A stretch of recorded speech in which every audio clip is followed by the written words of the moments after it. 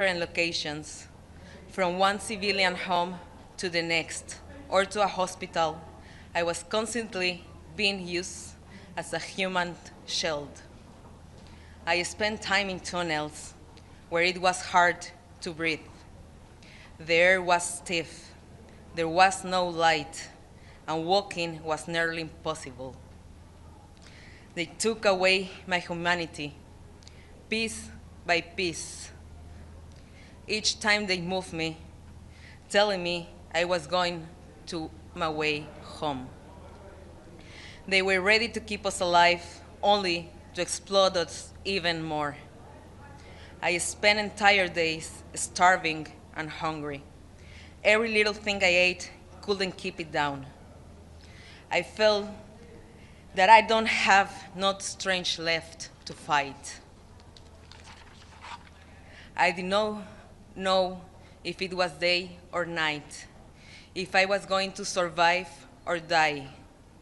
And these were the moments when I developed deep post-trauma, the feeling that you can feel safe, that my life isn't mine, that my body is disconnected from my soul. In order for me to heal, in order for all the released hostages to heal, only when all the hostages are home will we be able to begin healing what was being broken. I am a testimony that bringing them home is possible. We won't let them wait any longer. They have no time. We must continue all the efforts to get them back with a deal. People in Israel want this war to end. I'm here not just for myself, but for every woman and man didn't make it home, for every voice which was ignored, for the 50 hostages still in Gaza, for their families. Matan, stay strong. Don't lose hope. Your mom, sister, our dog Nuni, and I, we are waiting, fighting for you. Thank you. Thank you. Michelle Nichols from Reuters. Thank you, Alana, for sharing your story with us. Ambassador, I wanted to ask you about the strike on Monday that killed several journalists at Nasser Hospital.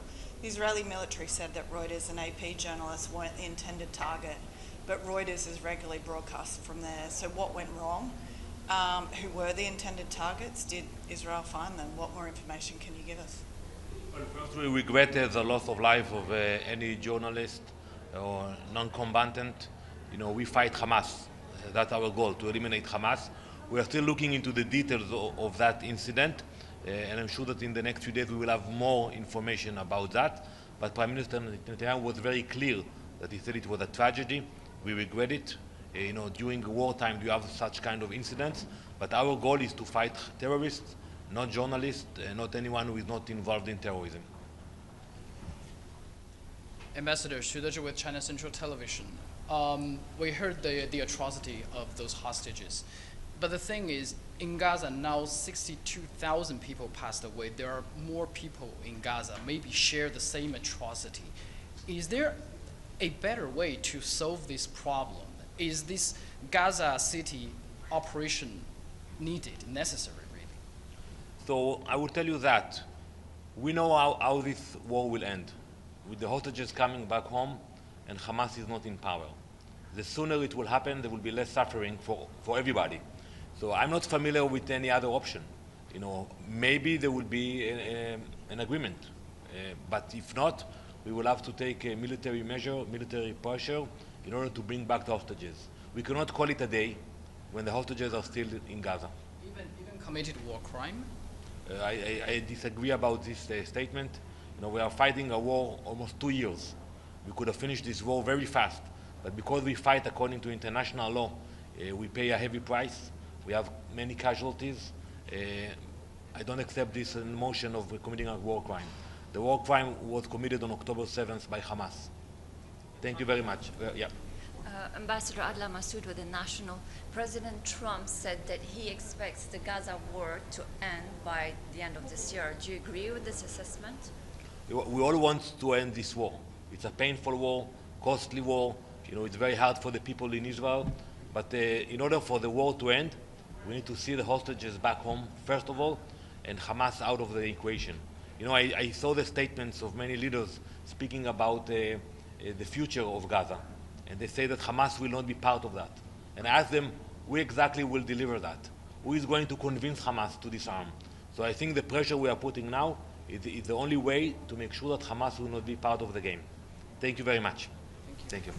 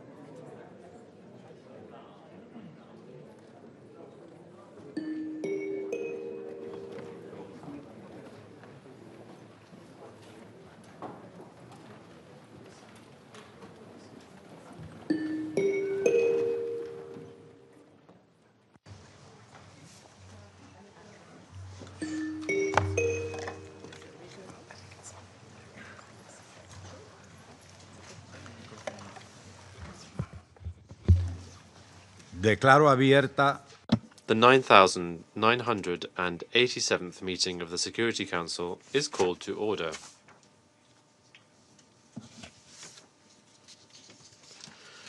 The provisional agenda for this meeting is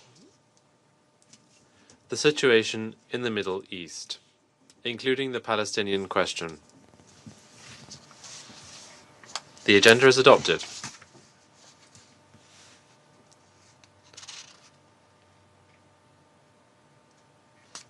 In accordance with Rule 39 of the Council's Provisional Rules of Procedure, I invite the following briefers to participate in this meeting. Mr. Ramiz Alakbarov, Deputy Special Coordinator for the Middle East Peace Process, United Nations Resident and Humanitarian Coordinator. Ms. Joyce Msuya, Assistant Secretary General for Humanitarian Affairs and Deputy Emergency Relief Coordinator. Ms. Inga Ashing, Chief Executive Officer of Save the Children International, and Ms. Ilana Grisevsky. It is so decided.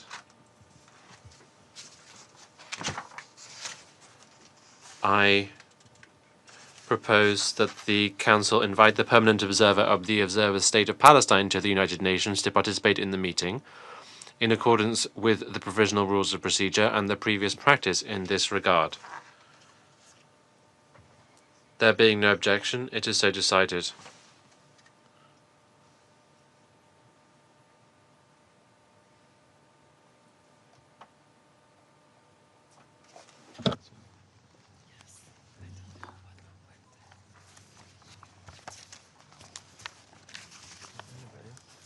Israel.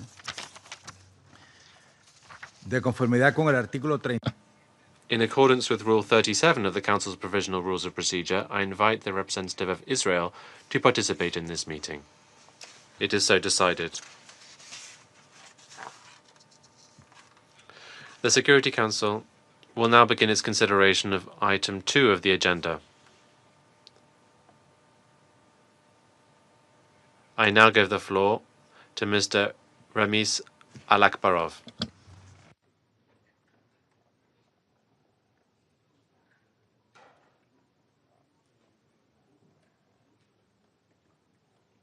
Today, the world looks on in horror as the situation in the occupied Palestinian territories continues to deteriorate to the level not seen in recent history. Over 22 months into hostilities, Gaza is sinking deeper in disaster, marked by rapidly mounting civilian casualties, mass displacement, and now famine. The hostages held by Hamas and other Palestinian armed groups continue to languish in appalling conditions. Meanwhile, the occupied West Bank, including East Jerusalem, is also facing an unprecedented crisis. Relentless expansion of settlements, demolitions, intensifying violence continue to undermine any prospect of peace. The choice could not be clearer. Continue the current path of perpetual conflict, entrenching the occupation, or recommit to a political process that will solve the conflict, end the occupation, and realize a two-state solution. Mr. President, tragically, there is no end in sight to the conflict in Gaza. Despite a renewed push by the mediators to reach a ceasefire and hostage release deal, a breakthrough remains elusive.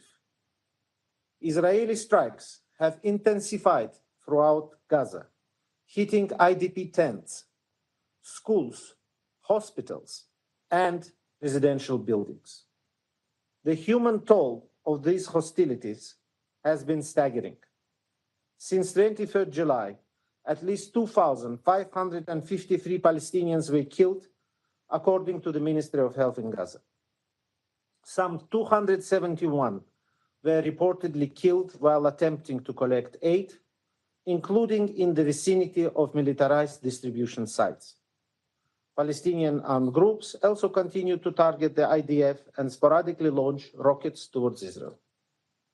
Journalists continue to be targeted, with over 240 journalists killed in Gaza since the conflict began. On August 10, an Israeli airstrike hit a tent used by journalists in Gaza City, killing 6 journalists. The IDF said they were targeting Al Jazeera correspondent Anas al-Sharif, who they said was the head of a Hamas cell.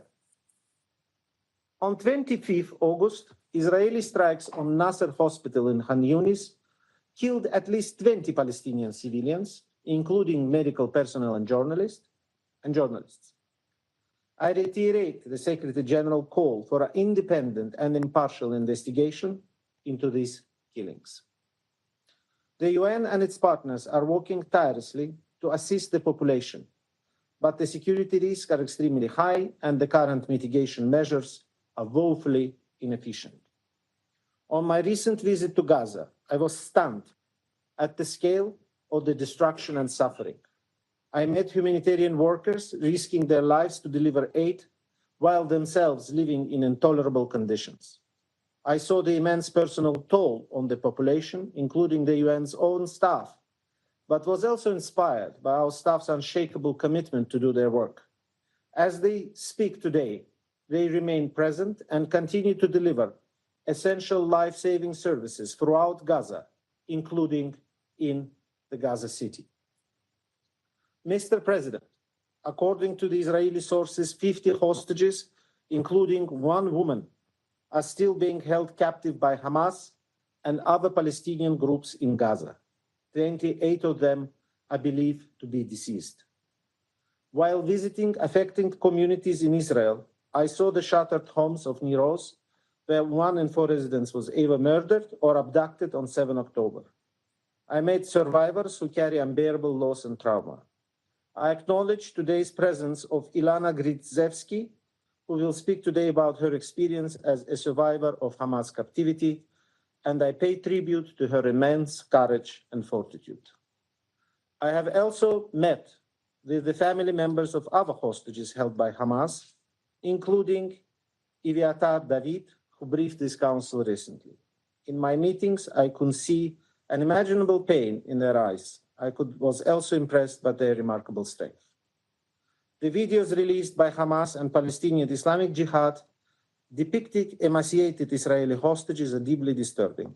The ill treatment and abuse of hostages constitute a blatant violation of international law. Hostages must be treated with dignity and allowed to receive visits and assistance from International Committee of the Red Cross. Mr. President, unthinkably, Gaza's population is now facing yet another deadly escalation. On 8 August, the Israeli government announced its decision to take over Gaza City. The resulting military operation is ongoing and, as we speak, for the population already struggling to survive, the Palestinians in Gaza are now seeing their worst fear becoming reality in front of their eyes. Already, 86% of the Gaza Strip lies within Israeli military zones. Expanded military operations in Gaza City will have catastrophic consequences, including displacement of hundreds of thousands. I am deeply alarmed by the findings of the latest IPC analysis, confirming that famine is engulfing the Gaza governorate. Ending famine is a race against time. It will require a dramatic increase in the quantity and quality of food entering Gaza. It will also require restoring the basic systems, such as water and sanitation, health services, food production, all what is needed to sustain human life. My colleague, Assistant Secretary General Msuya, will cover the IPC findings in more detail in her briefing. Mr. President, recent steps by Israel, including the 27 July announcement of a daily pause in operations in specific areas in western Gaza, and its approval on the 5th August of a mechanism for the controlled entry of commercial goods, have increased the supply of essential items to Gaza. Israeli authorities have also approved the entry of more diverse array of supplies, including animal feed materials starting this week. But let's be clear, these steps are nowhere near sufficient to address the vast scale of the needs. The lack of law and order also presents a significant obstacle to humanitarian operations. The unbearable conditions in Gaza have led to looting by desperate civilians, while looting by organized groups also continues to undermine relief efforts. It is imperative to restore the required condition for functional, community-based distribution systems to reach the most vulnerable. Israel's imposition of the new requirement on INGO registration is further constraining humanitarian response. With the deadline looming to meet the new requirements, many international non-government organizations operating in Gaza may be forced to cease their activities, leaving vulnerable communities without essential support. I urge the government to rescind the new registration requirement. All parties must allow rapid, safe, unimpeded, and large-scale delivery of humanitarian aid. Civilians, including humanitarian workers, and those seeking aid must be protected. Mr. President, for the sake of humanity, I urge all sides to put an end to this brutal war immediately. The only way to stop the immense and undescribable human suffering is through a full, immediate, and permanent ceasefire and the unconditional release of all hostages. Mr. President, the situation in the occupied West Bank, including East Jerusalem, continues to spiral dangerously downward. The territory envisaged for the future Palestinian state is shrinking, while a one-state reality of unlawful occupation and perpetual violence is rapidly advancing. During the reporting period, Israeli security forces continued operations in northern cities and refugee camps. More than 32,000 residents of 3 camps remain displaced as the result of these ongoing operations. They must be able to return to their homes and services, including those of UNRWA, which must be restored. In total, in the West Bank, 9 Palestinians, including 4 children, were killed by the Israeli security forces during the reporting period. Attacks by Israeli settlers have continued, often in the presence of Israeli forces, resulting in 3 Palestinians killed, damage to Palestinian property, and displacement of Palestinians' families. Attacks by Palestinians against Israelis also continued, with no fatalities reported in the last month.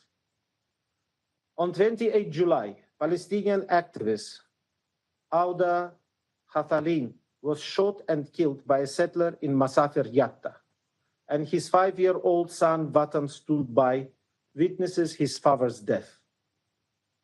When visiting the family, I held Vatan in my arms and thought about enormous tragedy of his future life without a father and with his community facing the constant threat of violence and displacement. No child should face such horror. Perpetrators of settler violence must be held to account. Palestinians must be able to live safely on their land. Mr. President, since 7 October 2023, settlers' attacks have escalated in frequency and become more violent and deadly. These attacks have increasingly led to forced displacement. Frequently, settlers then move into areas that were fully displaced and establish outposts with the acquiescence of Israeli authorities. This leads to further settlement expansion and consolidation of Israeli control. Corresponding government decisions are fast-tracking settlement expansion, including in the most highly strategic areas. On 20th August, the Israeli High Planning Committee approved a plan on the construction of more than 3,400 housing units in the area E1. If implemented, the move would effectively see a connection between the northern and southern West Bank. As such, it would undermine the possibility of a viable and contiguous Palestinian state. I urge Israel to immediately seize any steps towards construction in E1 area and recall that all establishment of settlements violates international law.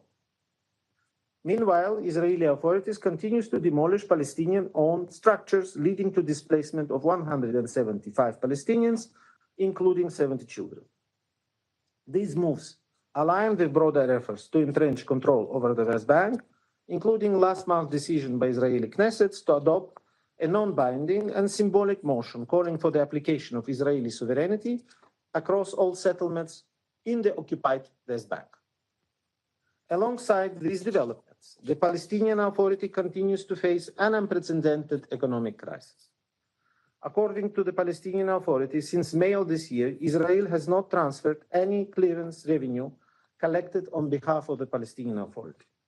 Overall, more than $2 billion US dollars of Palestinian clearance revenues is withheld by Israel. The correspondent banking relationship with Israel is under constant threat, and accumulation of excess shekel in Palestinian banks has escalated into a systemic crisis. All this presents a grave threat to the Palestinian economy and banking system. If left unattended, it could threaten the viability of the Palestinian Authority. Mr. President, the developments I have described are taking place in a volatile regional context with violence and tensions continuing to plague the Middle East. This week alone saw another exchange of fire between the Houthis in Yemen and Israel, continued Israeli strikes in Lebanon, and IDF incursions in Syria. I welcome ongoing diplomatic efforts to de-escalate tensions and urge implementation of all relevant UN resolutions and existing agreements. Mr. President, this alarming picture compels us to act with determination to reverse the present trajectory, starting with the ceasefire and the release of all hostages.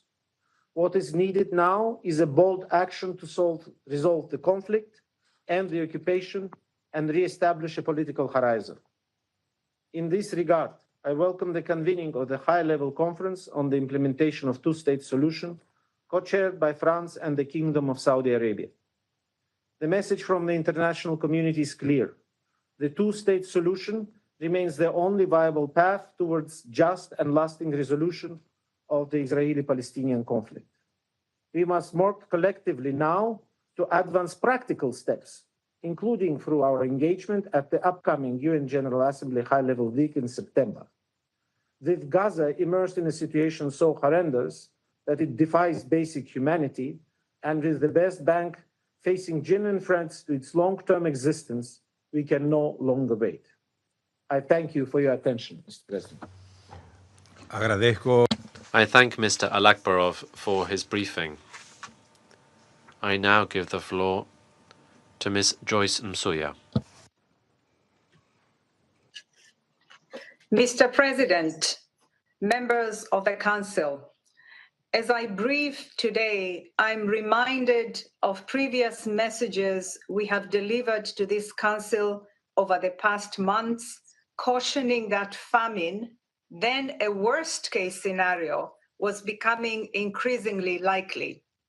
On 22nd of August, the Integrated Food Security Phase Classification Famine Review Committee confirmed that famine is now occurring in Gaza Governorate and is projected to expand further to Deir al-Balah and Khan Yunis by the end of September. Allow me to share some numbers. Over 500,000 people currently face starvation, destitution, and death. By the end of September, that number could exceed 640,000. Approximately 1 million people are in emergency IPC phase 4, and over 390,000 are in crisis IPC phase 3.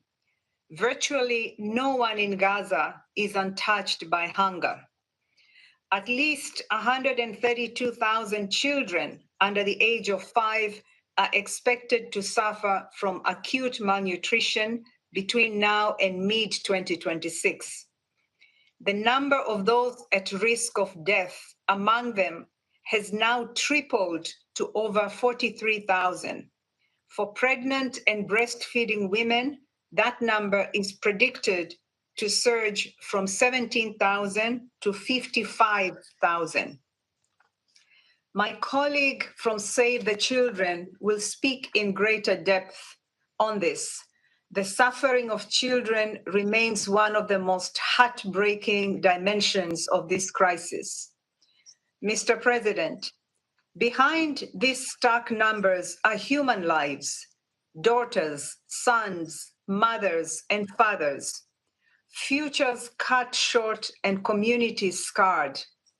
The Famine Review Committee has been called 5 times to assess food security and nutrition in Gaza. We sounded the alarm after each of these assessments. We also reported to the Council twice under Resolution 2417 on conflict and hunger, first in February 2024 and again in June this year. Let us be clear, this famine is not a product of drought or some form of natural disaster. It is a created catastrophe, the result of a conflict that has caused massive civilian death, injury, destruction, and forced displacement. Last month, over 100 Palestinians on average were killed every day, according to the estimates by Gaza's Ministry of Health, nearly twice the average daily toll recorded in May. In the same period, some 800,000 people were newly displaced, pushed into overcrowded areas that lack shelter and other essentials.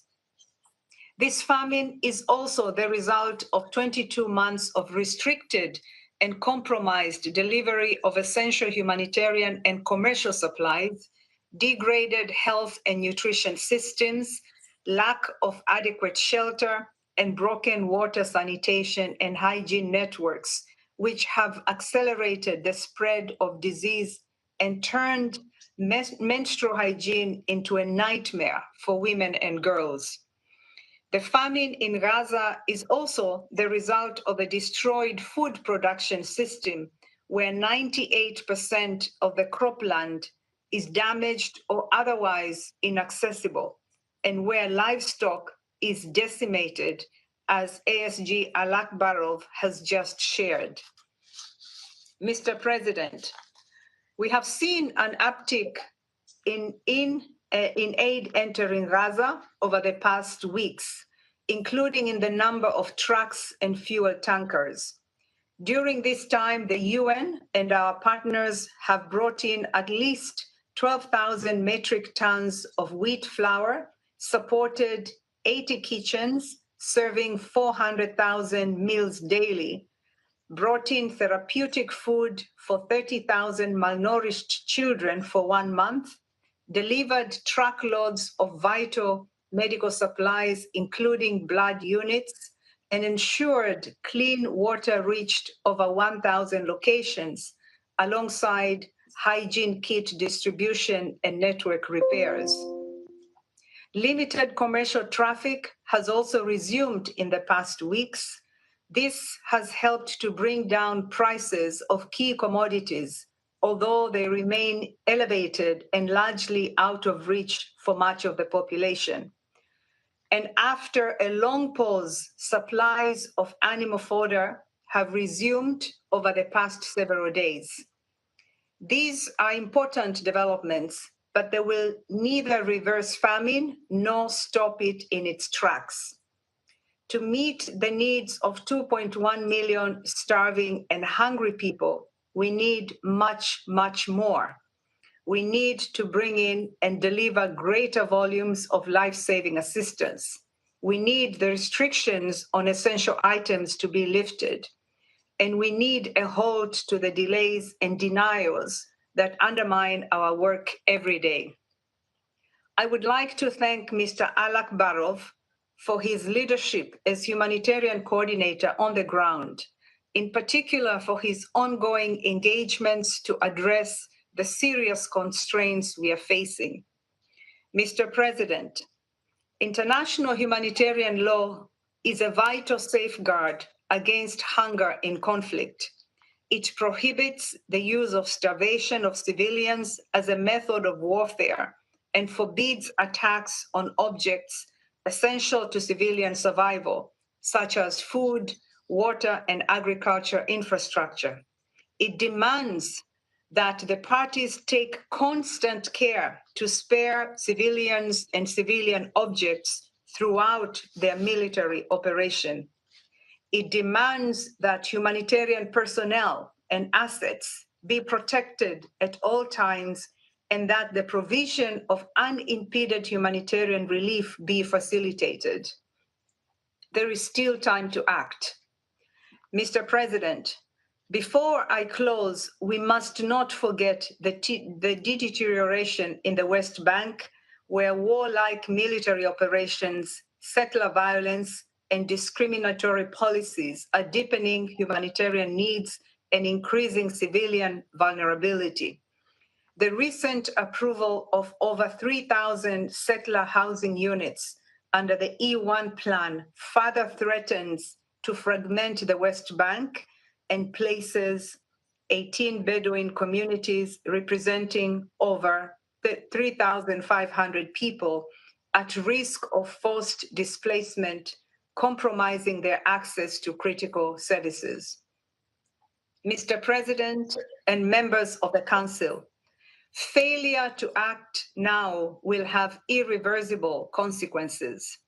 This Council and all member states must immediately work to ensure an immediate, sustained cessation of hostilities in Gaza to prevent further loss of life and to stop famine from expanding. Second, the release of all hostages immediately and unconditionally. Third, the protection of civilians and critical infrastructure, including that which is essential for survival and the functioning of food, health and water, sanitation, and hygiene systems. Fourth, safe, rapid, unimpeded humanitarian access through all entry points and to all people in need across the Gaza Strip. This includes the delivery of immediate large-scale, multi-sectoral humanitarian assistance throughout the Strip, including items necessary for survival such as food and nutrition supplies, medicine, water and shelter, fuel and others. Fifth, the restoration of commercial flows of essential goods at scale, market systems, essential services, and local food production.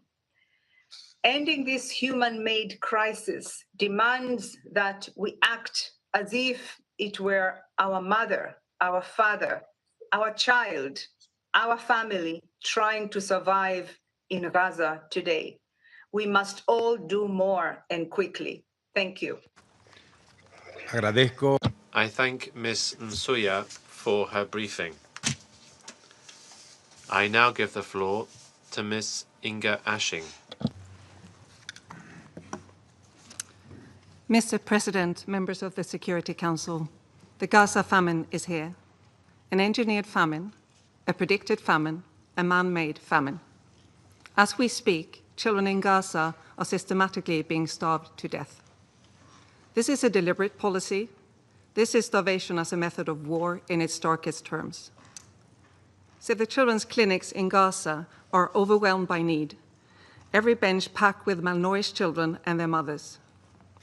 Yet our clinics are almost silent now. Children do not have the strength to speak or even cry out in agony. They lie there, emaciated, quite literally wasting away. Their tiny bodies overcome by hunger and disease. The medical and specialized nutrition supplies they need all but used up. Without these, malnourished children will die. A few kilometers away stand ready a sea of supplies. Thousands upon thousands of truckloads of life-saving items, all blocked.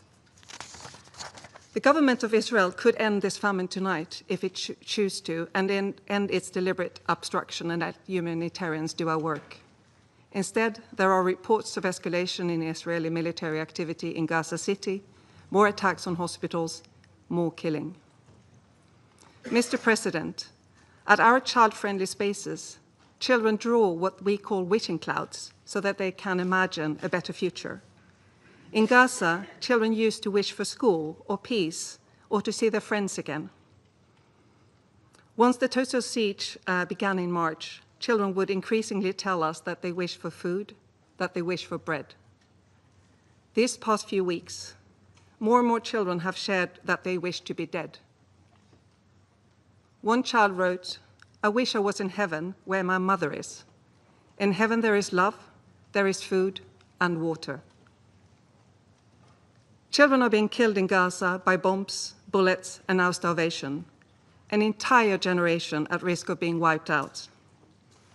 Every decision maker in every capital in the world, everyone in this room, has a legal and moral responsibility to act to stop these atrocities. Famine means that there are no more breaking points and no more alarm bells. It is the worst case scenario. We told you this was coming, loudly and clearly. It has been constructed by design for 2 years. Famine is a technical term. It is determined by an independent, globally respected body known as the IPC. When there is not enough food, children become acutely malnourished and then they die, slowly and painfully. This, in simple terms, is what famine is. By measuring a child's weight related to their height and their upper arm to assess the amount of body fat and muscle they have left, we can objectively measure in real time the slow descent into the horror of starvation. The lives of at least 132,000 children under the age of 5 in Gaza are now at risk of acute malnutrition. This number has doubled since May 2025. Every other indicator confirms the IPC's assessment. In the first 2 weeks of August, well over half of pregnant women and new mothers screened at Save the Children's clinics were malnourished, 7 times higher than before the siege began in March. We have since run out of the supplement designed to prevent pregnant women and new mothers becoming malnourished. Mr. President, this is the predictable results of a policy of a sustained siege on food, medicine, and fuel. This month, over 100 aid organizations called for an end to the weaponization of aid in Gaza. These NGOs have worked in the occupied Palestinian territories for decades and are trusted and experienced. Israeli authorities have rejected requests from dozens of NGOs to bring in life-saving goods to Gaza and have tied continuous operations to new registration rules. These registration rules require impartial humanitarian actors to take actions that are unlawful, unsafe, and incompatible with humanitarian principles. The result is a further obstruction to unhindered, principled humanitarian access. Children in Gaza do not need so-called creative solutions, not airdrops that deliver almost no aid while occasionally hitting and killing civilians, nor creating inhumane militarized distribution systems where hundreds of civilians have been killed seeking food, forcing those who survive to choose between being maimed and humiliated collecting scraps of food or watching their loved ones waste away before their eyes. Families we support increasingly refer to these distribution points as the jaw of death. Instead, children in Gaza need member states to take action. The endless violence, cruel and illegal siege, block on the UN-led humanitarian system, mass killing of humanitarian workers, ban on UNRWA, and obstruction and threats of deregistration against NGOs are driving the humanitarian catastrophe, which in its turn is causing famine. Independent entities mandated to conclude and determine whether atrocity crimes and war crimes are taking place have done so. In addition, grave violations against children are being committed at an unprecedented rate across the occupied Palestinian territory, according to the Secretary General's annual report. The overwhelming majority were perpetrated against Palestinian children, though there are violations against Israeli children too, including children being taken hostage. Every child has the right to survival, to safety, and to a future. Any violation is a breach too far. Violence in the West Bank have been escalating at an alarming rate. Children face home demolitions, displacement, harassment, and intimidation by Israeli forces and settlers, including on the way to and during school. The mental health toll this has on their still forming minds is devastating. Save the Children is particularly alarmed by the detention of Palestinian children in the Israeli military detention system, which is a long-standing child rights crisis. No child should ever come in contact with a military court. Yet Palestinian children are the only ones in the world who are systematically prosecuted in military courts. These courts do not meet international juvenile justice standards. It is an abusive, inhumane system where children consistently report being physically, emotionally, and sexually abused, humiliated, and starved. Children held in this system must be released immediately to prevent further harm and protect them from practices that could amount to torture. The military detention of Palestinian children must end. There must be accountability for all crimes committed against children, against civilians, and hostages. Mr. President, children in Gaza urgently need the following: an immediate and definite ceasefire and the release of all children deprived of their liberty, including hostages and children held in military detention. The government of Israel must lift the siege and let the aid flow. The only way to achieve this is through unimpeded UN-led coordination. Member states must take action, support accountability mechanisms, end armed transfers, refuse to fund militarized aid schemes, do not risk complicity in atrocities. Members of the Security Council, I would like to conclude by explaining briefly what malnourishment and starvation means for a child. After one day without food, children begin to change. They suffer a loss of energy, concentration, and become upset. After several days without nourishment, their body starts to degrade. Their bodies begin consuming their own fat to survive. They lose their appetite and become unable to focus. After 2 weeks, the process accelerates and their small bodies rapidly deteriorate.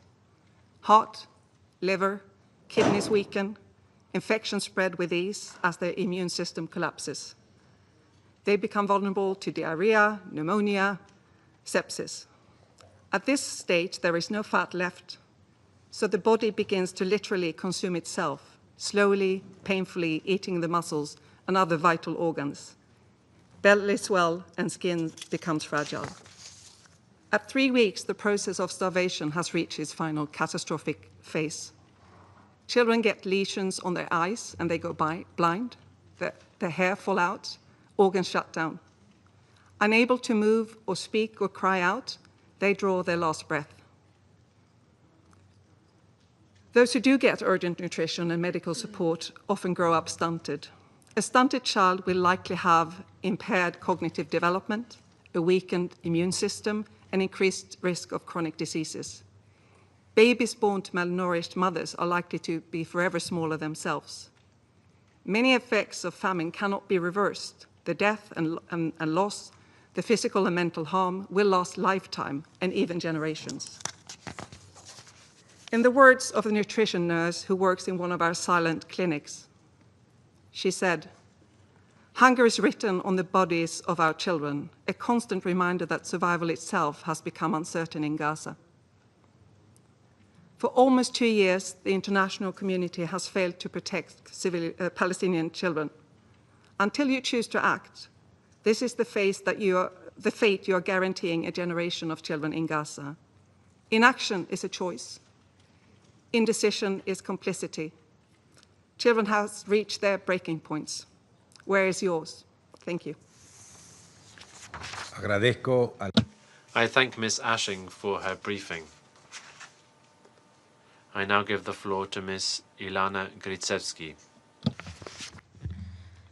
Mr. President, members of the Security Council, ambassadors, estoy hoy aquí. I am here today, before you, not just to raise my voice, but also for those who are not able to be here today. Those who have still been kept hostage or those who were brutally assassinated. My name is Ilana Gritsevsky. I was born in Mexico into a Jewish family, profoundly connected to Israel. My home was always full of traditions and customs linked to Israel. One of my memories of childhood is to understand the work undertaken by many international organizations such as the UN and UNICEF. When I was in school, we always proudly promoted the values that I had learned from the institutions. However, I'm now here, and I'm wondering, where were these organizations when I needed them most? I made Aliyah to Israel by myself. That decision was driven from my need to feel safe. Safe in a country which is free of danger from delinquents and cartels. A country where I can feel connected to my people, its culture, and have a future. Leaving everything behind wasn't easy, but I knew I was on the right path. Near us, a kibbutz near the border with Gaza, I built a home with my partner, Matan Sangauker. Our life was simple, ordinary, full of plans. I owned a bakery, and later I was a manager of a greenhouse. Until October 7, shattered everything. At 6:30 in the morning, my life changed forever. That morning, Matan and I were sleeping at home, surrounded by everything we love. Within minutes, terror was upon us. We wake up to sirens, like every time before. Without imagining that this time, it was not just sirens. It was an attack by armed, funded, and violent terrorists who entered our home with intention to destroy everything dear to us. At first, we heard gunshots and shouts in Arabic, and immediately realized that hell was before us. We looked ourselves in the same room, Matan holding the door with all his might.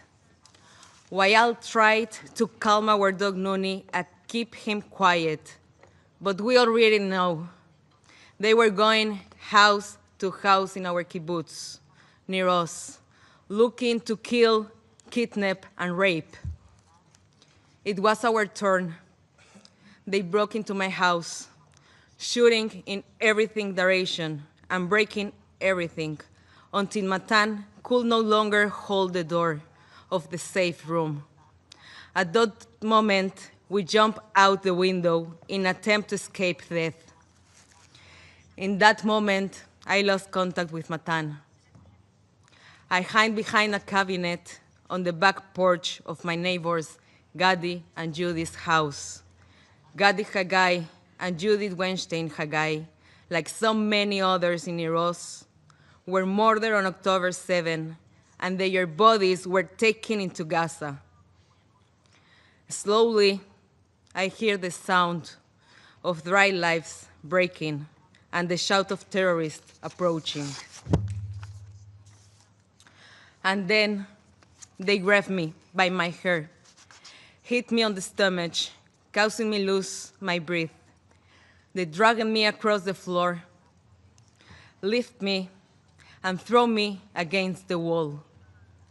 They put me guns at me, tried to fill me with my phone. I raised my hands, told them I was Mexican, begging them not to hurt me, not to rape me, not to shoot me, just let me go. The only thing I could think was why my family have to see me end my life like this. The terrorists beat me, humiliate me, touched me all over, threw me on the motorcycle, and took me to Gaza. I saw near us the place where we built our life turned to ash.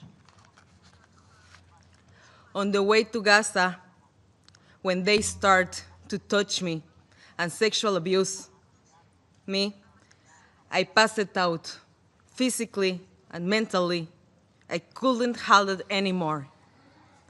I guess my body prefers to shut down. They keep beat me because for them I was a prize. I wake up in a storm rain house, lying half naked on rocks, surrounded by Hamas terrorists. I had to beg not to be raped. I'm telling them I was on my period. At first, they didn't understand if I was on my period or I was pregnant, but nevertheless, that made them leave me alone. They threw me a hijab, a dress, at me, and ordered me to get dressed. I didn't know exactly what had been done to my body in those last minutes when I was in condition, but my soul already knew. Nothing will be ever the same. I was suffering for a fractured jaw, a broken pelvis, ear damage for explosion, and a burn leg. One of the first day, many people came to see me, to play main games. One of them fixated on me.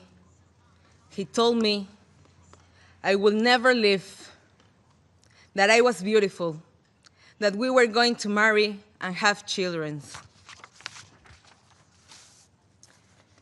Even if there is a deal, I will not be released. He handed me with his gun, told me to play with it, and stole all my jewelry. The next day, around noon, they brought me another hostage from near us. That gave me strength. I realized I wasn't alone. We looked out for each other. After a week, our wars told us that the IDF is going to attack the house, so we need to move to a different place.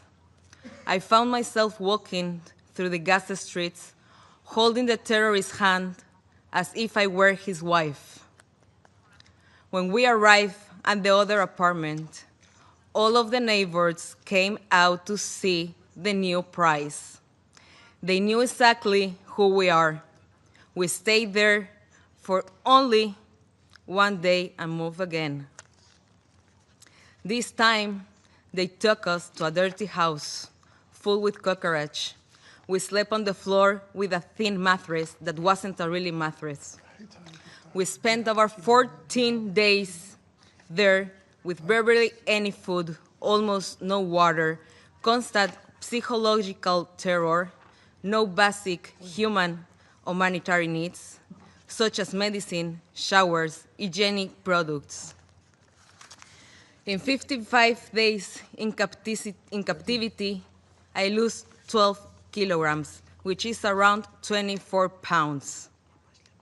They did not give me any medicines. No doctor came to see me, even though I told them that I was suffering from colitis and anemia. The terrorists dedicate everything, where we call talk, where we call go to the bathroom, where we call get up. They wake up us in the middle of the night for cruel interrogations. From the moment I was captured, the wars were with me all the time. They did not wear Hamas uniforms. They dressed like civilians. They told me that one of them is a math teacher, and the other one is a lawyer. For 50 days, they made me sure I could not escape. They told us all the time that we would be hostage for 5 or even 10 years. When it was time to eat, they took a lot of food to their room, that they have meat, rice, and vegetables. At the same time, they left us with our meal, which contained sometimes as little as 10 chickpeas or a piece of dry flat bread, which wasn't always well cooked. About 4 days before my release, someone knocked on the door. We wake up terrified, thinking we weren't going to be included in the deal. But they came to tell us we were going home. They changed our clothes, moved us, and prepared us to leave. But it was a lie. They transferred me to a hospital. Now I know it was the Nasser hospital. They look us through the back entrance and walk us past all the civilians. In the hospital, there was an area which was closed off and used only by Hamas. With an armored ward, they look us in a room where we meet the third hostage. The next morning, around 10 a.m., they told us again that we are going home. They moved us on another room and made me undress to check I have no surveillance device on me. Later, they briefed us, checked us, gave us supplies, and told us to get into a car waiting outside. But instead of taking us to freedom, they take us to a tunnel. There we see more hostages, some of whom were my friends from my kibbutz near us. I saw Eitan Oren and David Cuño there, who still remain in Hasson Hamas. It was only then, in the tunnels, after more than 50 days, that I found out that my boyfriend Matan was also a hostage, just a short distance away, but I couldn't reach him. I begged to the terrorists to let me see him.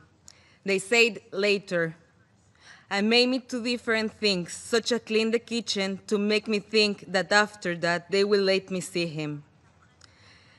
Later, never came, and did not get to see Matan. The next day, they told me I was leaving. I refused. I wanted to see Matan. I knew that if I would leave, my soul will remain there in Gaza. But they didn't let me stay. So I left with a hole in my heart. I promised my friend I will do everything in my power to bring them home, and now I'm keeping that promise. People see my face and think I'm free. But freedom is not a switch you can turn on and off. Trauma doesn't vanish once you are released. Now, with every siren, every rocket for Iran, Yemen, or Gaza, I'm throwing back into the held. The difference, I have a safe room. Matan doesn't. He is still in Gaza. You hear about what Hamas has done on October 7.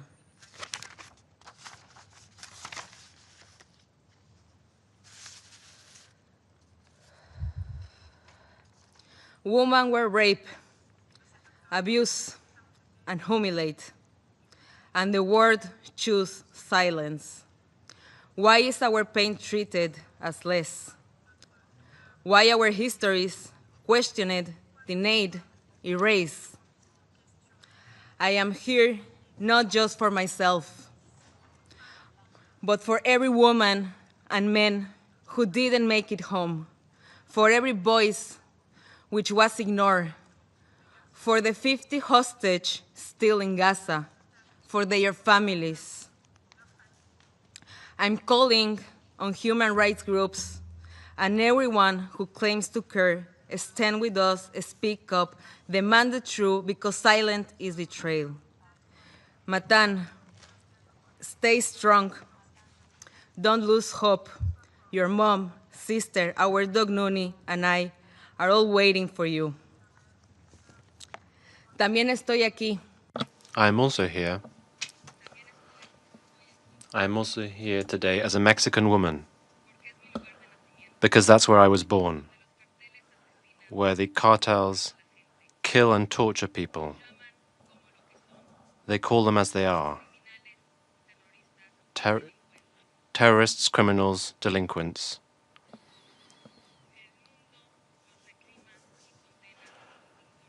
The world doesn't hesitate to condemn them. So that's why I wonder why Hamas, who burn children alive, rape women, and mutilate bodies, kidnap children and adults, why are they not condemned in the same way? Why is Hamas considered differently? Why is it not considered the terrorist group that it is? Why are Jewish victims questioned, and why are our accounts questioned when others are immediately believed? This is a double standard, and it's hypocritical. It's not just hypocrisy, it's betrayal. Of the Council, do not turn away. Do not look for excuses. Do not allow political divisions to silence the voices of victims. Use your influence, your power, your responsibility to demand the unconditional release of every hostage. No tomorrow, not in some distant future, but now. We need to make a deal. People in Israel want this war to end. Bring them home. Bring Matan home. Bring all of them home. Only then I will be able to begin to heal. Only then can the hostages' families begin to heal. Only then we will begin to believe again in the values that the Council was created to uphold. Mr. President, Excellence, I was released after 55 days, but my soul remains in captivity with Matan and all the hostages. Until they return, no one of us truly free. Thank you so much. Agradezco. I thank Ms. Gritsevsky for her briefing. I will now give the floor to those council members who wish to make statements. I give the floor to the representative of the Republic of Korea. Thank you, Mr. President. I would also like to thank Deputy Special Coordinator Ramiz Alakbarov, ASG Joyce Umsuya, and Ms. Inger Ashing of Save the Children International for their briefings. In particular, I would like to thank Ms. Ilana Gruchevsky for her courage and sobering testimony, and I do sincerely hope a swift and safe return of her partner, Matan. Mr. President, earlier this week, the entire world witnessed yet another killing of medical staff and journalists by attacks of the IDF, directly targeting a hospital. As Secretary General Guterres pointed out, I quote, "These latest horrific killings highlight the extreme risks that medical personnel and journalists face in Gaza," I unquote. We are gravely concerned with the repeated pattern of attacks and incessant killings of civilians, medical staff, and journalists. We note the IDF's confirmation of the strikes and its intentions to launch an immediate inquiry. However, a mere inquiry is not enough.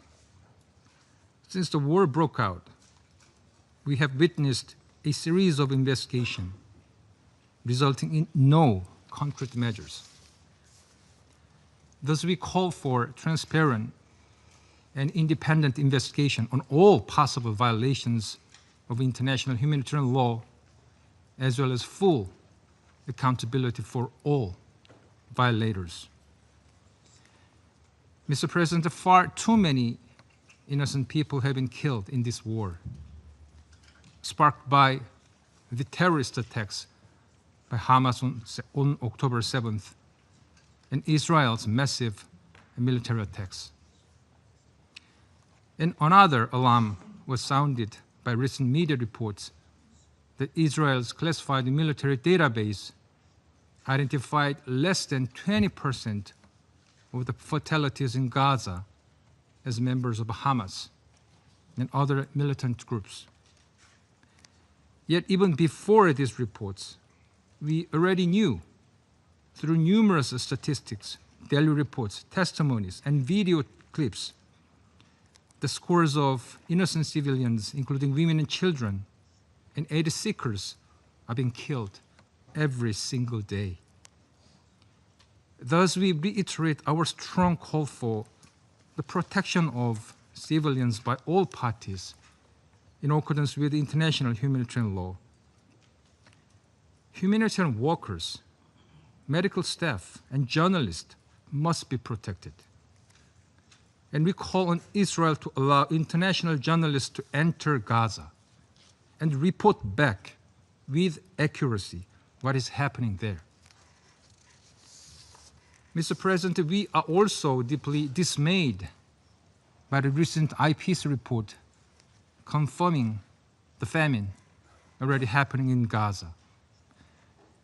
As USG Tom Fletcher mentioned, it is unconscionable that a man-made famine is happening now in the 21st century, despite so many warning signs. We call on Israel to immediately lift all restrictions against the entry and distribution of humanitarian aid. We are aware of elevated efforts to expand delivery of aid inside Gaza, including the airdrops. But as repeatedly pointed out by the UN, the ceasefire earlier this year proved that the dignified distribution of aid on the ground by the UN and its partners is the most efficient way. Having said that, we reaffirm our strong support for the humanitarian system and relevant agencies, including the OCHA and UNRWA. We all are aware of the best way to protect civilians and to flow Gaza with aid: an immediate ceasefire and release of hostages. Expanding military operations, including an attempt to take control of Gaza City, will only exacerbate the humanitarian crisis in Gaza. Reiterating our steadfast demand for the release of all remaining hostages brutally held by Hamas, we urge parties to this conflict to faithfully engage in the negotiations to secure a ceasefire in Gaza. And we continue to believe in the tireless efforts by mediating countries, including the US, Qatar, and Egypt. Mr. President, while our attention is mainly focused on the horrific tragedy in Gaza, we must not lose sight on the worsening situation in the West Bank. The decision by the Israeli government to resume the construction of the E1 settlements is of major concern.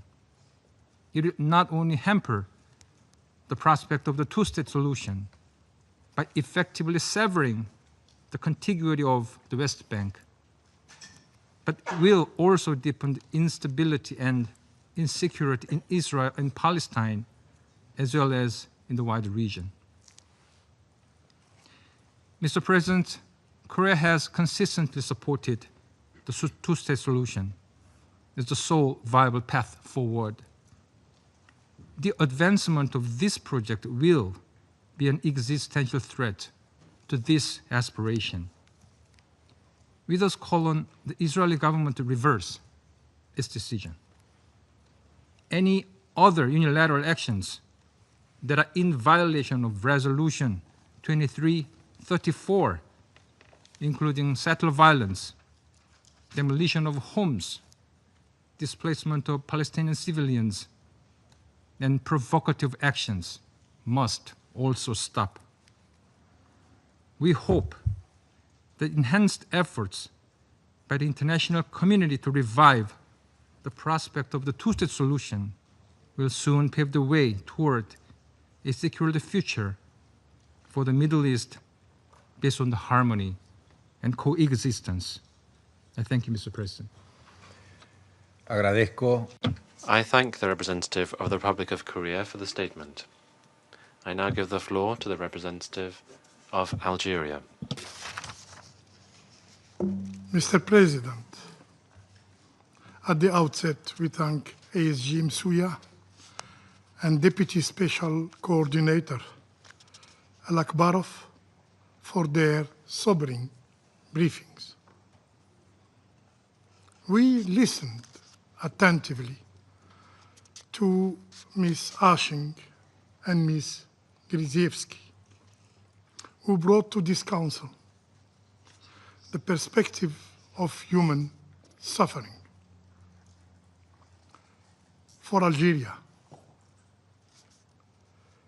this is not an abstract debate. Our compass points in one direction, and one direction only toward morality and legality, and also empathy toward all those who are suffering. We call, and we will continue to call for an immediate and conditional and permanent ceasefire, the only condition that can end the agony of Gaza.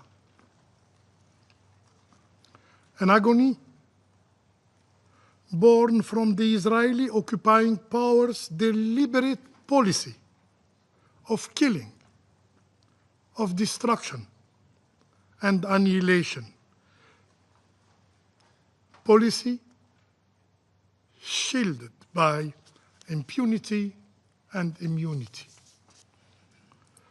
Let us be clear. Had Israel respected the ceasefire agreement brokered by Qatar, Egypt, and the United States, all hostage, all captive, all detainees would have reunited with their families, including your partner, Natan. Today, instead of embraces, there is only mourning and despair. Mr. President, the topic of today's debate is the Palestinian question. But today, I will not speak of the illegal settlement activities that fragment the West Bank into North and South and isolate Jerusalem from the West Bank. I will not speak of dispossession and annexation of Palestinian land. I will not speak of inflammatory rhetoric and actions that threaten the sanctity of Al-Aqsa Mosque. I will not speak of the continued erosion of the two-state solution. I will focus on the suffering in Gaza that has reached a level of barbarity that defies imagination. As the Secretary General reminded us, just when it seems there are no words left to describe the living hell in Gaza, a new one has been added.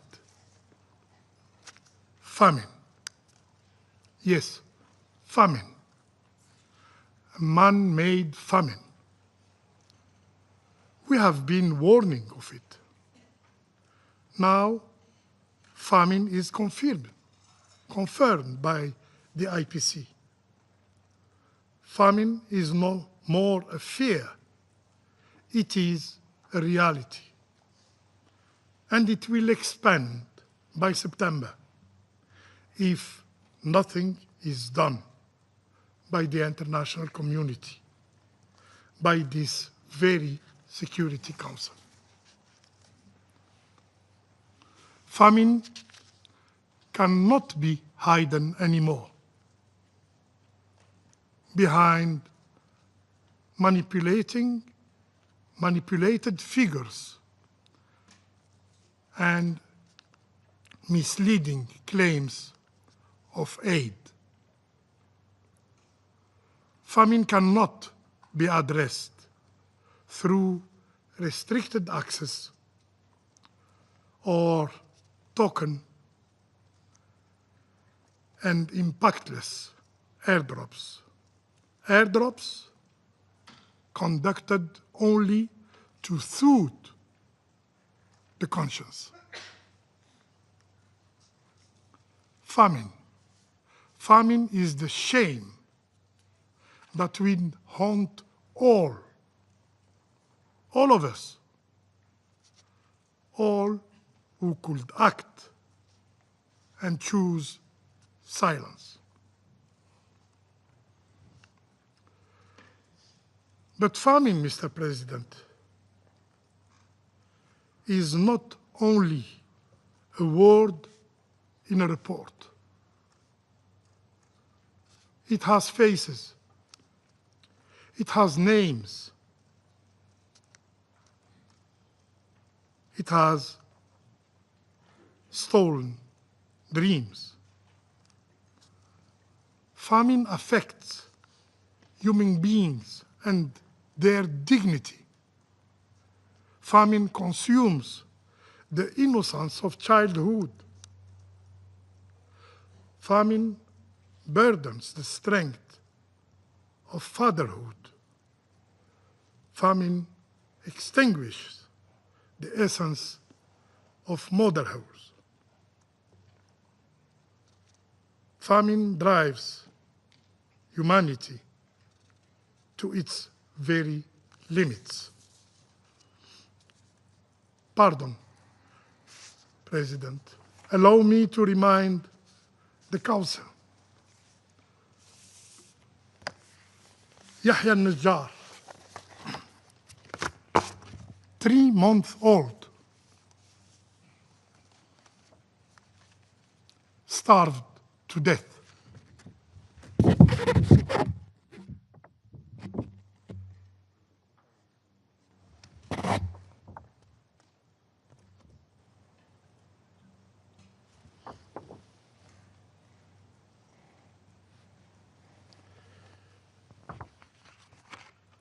His mother, words cut deeper than any statistic. I quote, "He survived his last 4 days only on water infused with an ice, because no milk, no baby formula was available."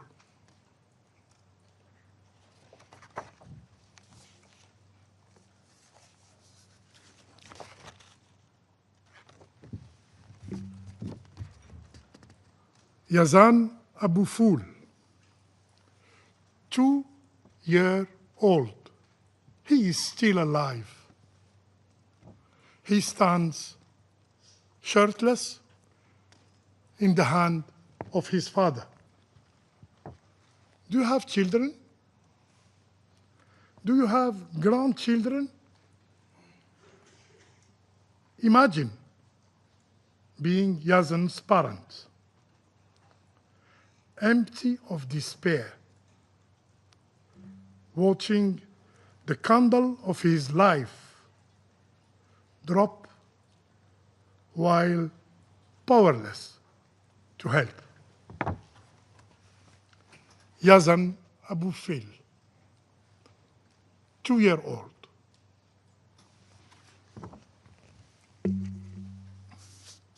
Mr. President, this is the reality. This is the grim reality that the Israeli authorities want to conceal. This is why international journalists are banned from Gaza. This is why Palestinian journalists are deliberately targeted and assassinated. 245 of them have lost their lives. Late August, the IDF, Israeli Defense Forces, deliberately killed 6 journalists. They carried nothing but the word, but the image, and they raised nothing but their voices. The word, this very Security Council did nothing after this crime. And so, the Israeli occupying power repeated the same pattern. This Monday, the day before yesterday, at Nasser Hospital, 5 more journalists were killed, were assassinated. Among them was Maryam Abu Daqqa, a young, a beautiful mother. She was 33 years. Her armor was her press vest, her weapon, a camera.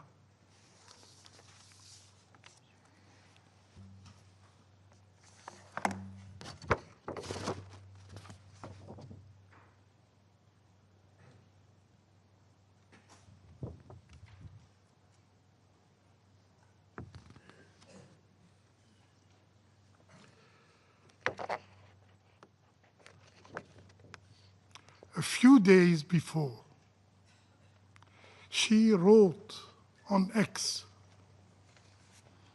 a letter to her 13-year-old. His name is Ghaid. In this letter, she left words that carry more weight than any official statement. And I quote, "Right, you are the heart and soul of your mother.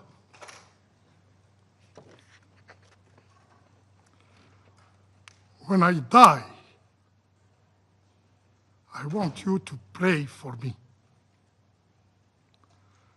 not to cry for me. I want you never, never to forget me. I did everything to keep you happy and safe. And when you grow, when you marry,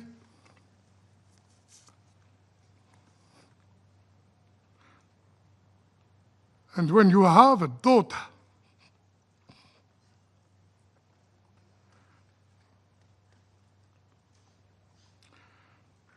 name her Miriam, after me.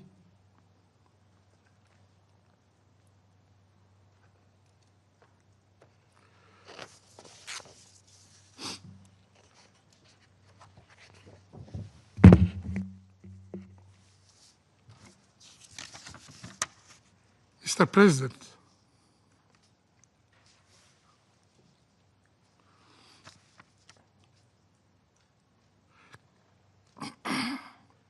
will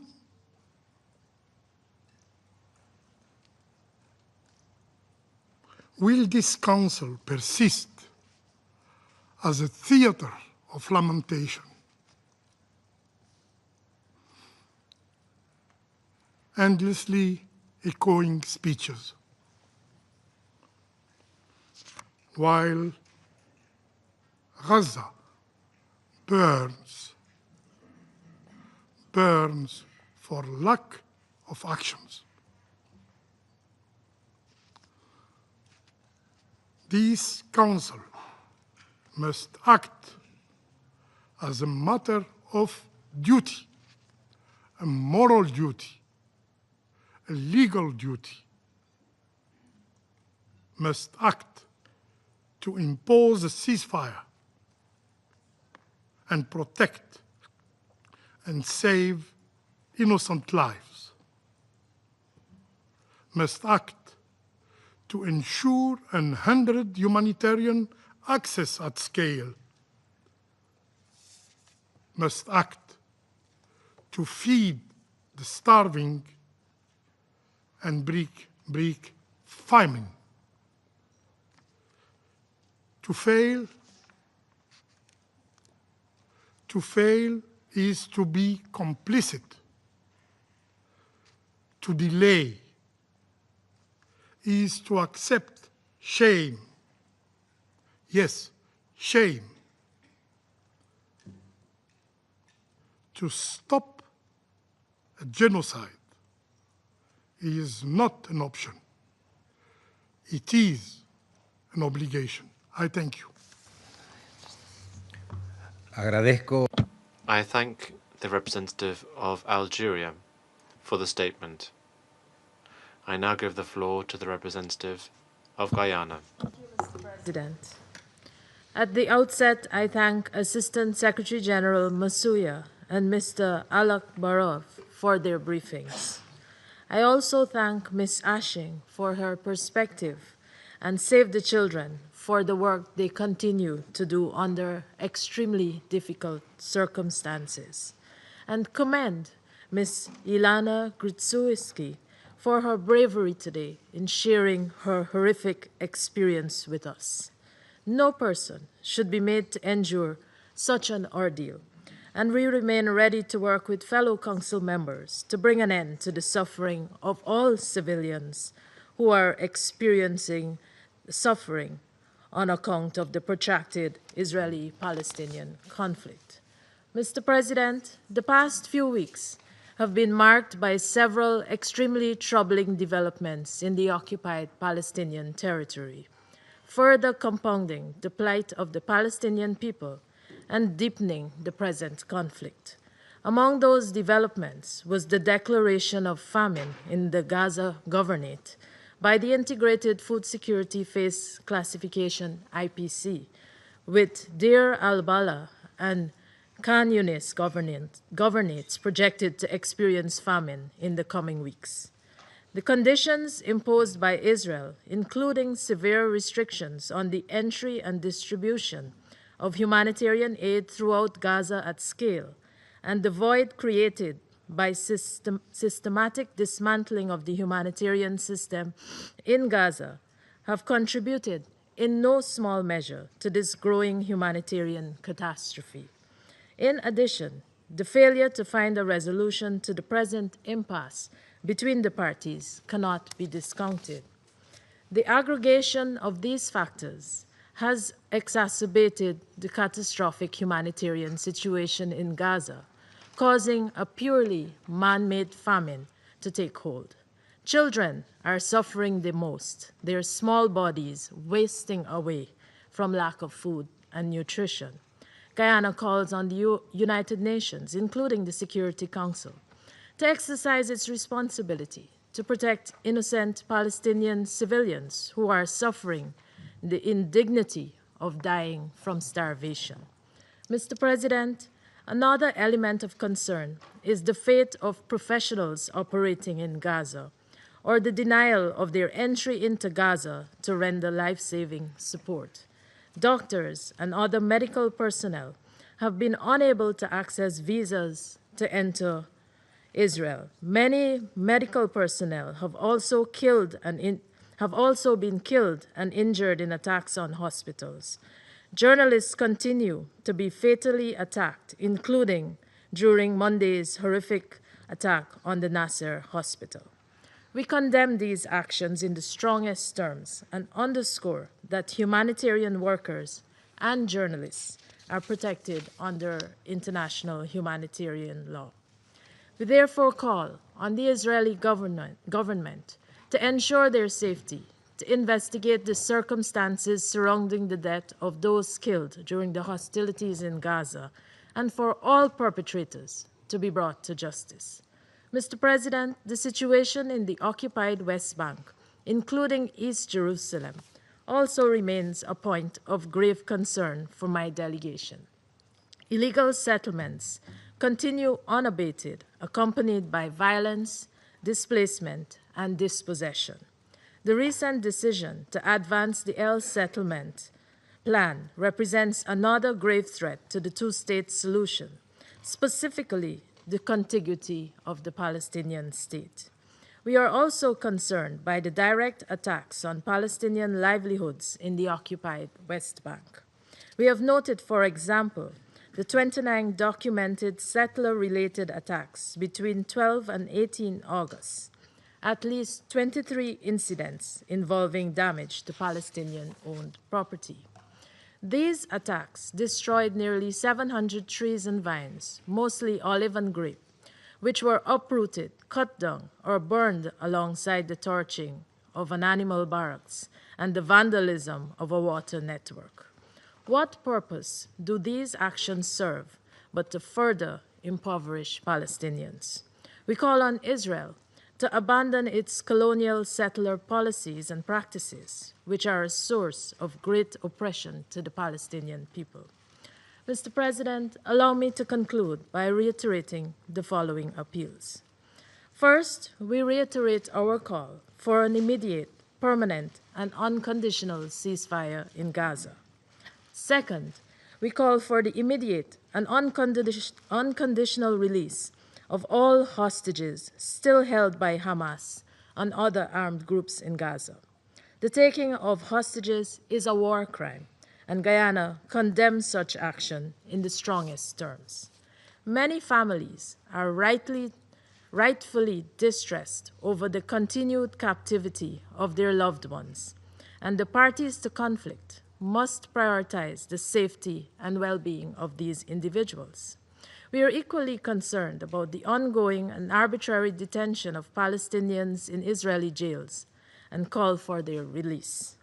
Third, we call on Israel to lift all restrictions on the entry and delivery of humanitarian assistance throughout Gaza to ease the massive suffering of the civilians.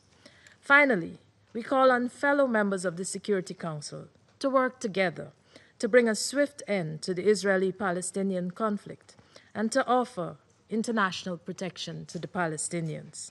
A just and comprehensive solution to the conflict must involve Israel's full withdrawal from the OPT and the implementation of the two-state solution.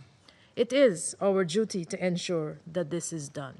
Guyana remains prepared to contribute to these efforts. I thank you. I thank the representative of Guyana for the statement. I now give the floor to the representative of the United States. Thank you, Mr. President, and thank you, Deputy Special Coordinator Alak Barov, Deputy Emergency Relief Coordinator Masuya, and Ms. Ashing for your briefings.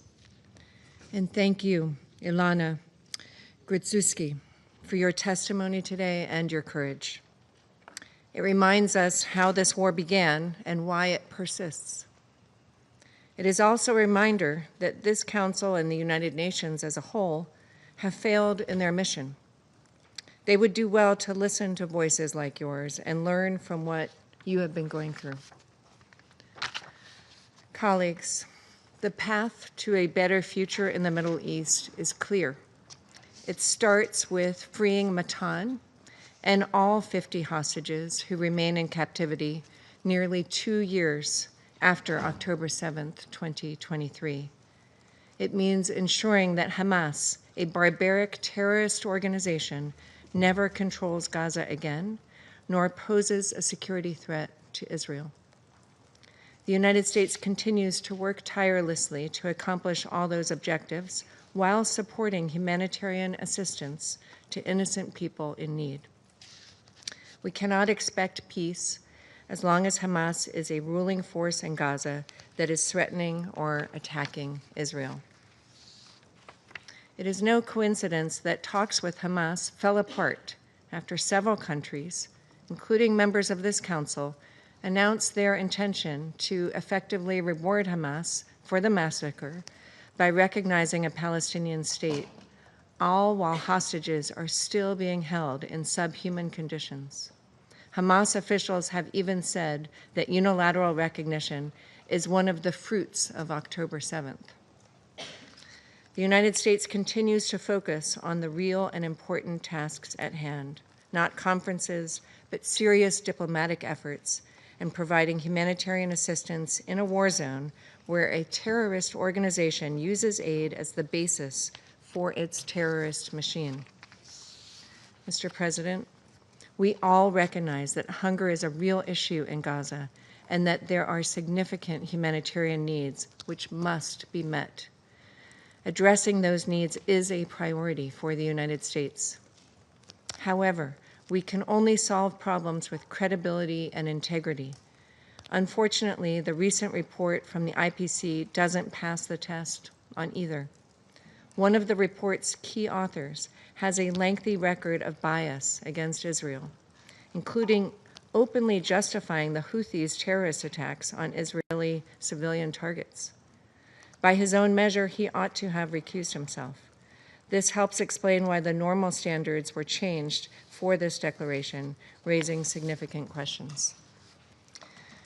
We can spend no shortage of time pontificating and lecturing, but we are here to solve real problems affecting real people, and the only way to do that is with credibility and integrity. Colleagues, President Trump wants to alleviate the suffering the people in Gaza are experiencing at the hands of Hamas and has prioritized getting aid to people in need while implementing safeguards to prevent Hamas from looting. As of August 26th, the Gaza Humanitarian Foundation has delivered more than 140 million meals directly to civilians in Gaza, 1.5 million meals just today. UN data on the UN's own deliveries tells a different story. Between May 19th and August 25th of this year, over 85% of trucks and 62,000 pallets of aid were intercepted in transit in Gaza. The hard truth is that the international community has poured hundreds of billions of dollars into Gaza over the years, while turning a blind eye to the fact that it was subsidizing and facilitating Hamas's creation of a terrorist stronghold. Colleagues, we will also take this occasion to reject the falsehood that there is a policy of starvation in Gaza.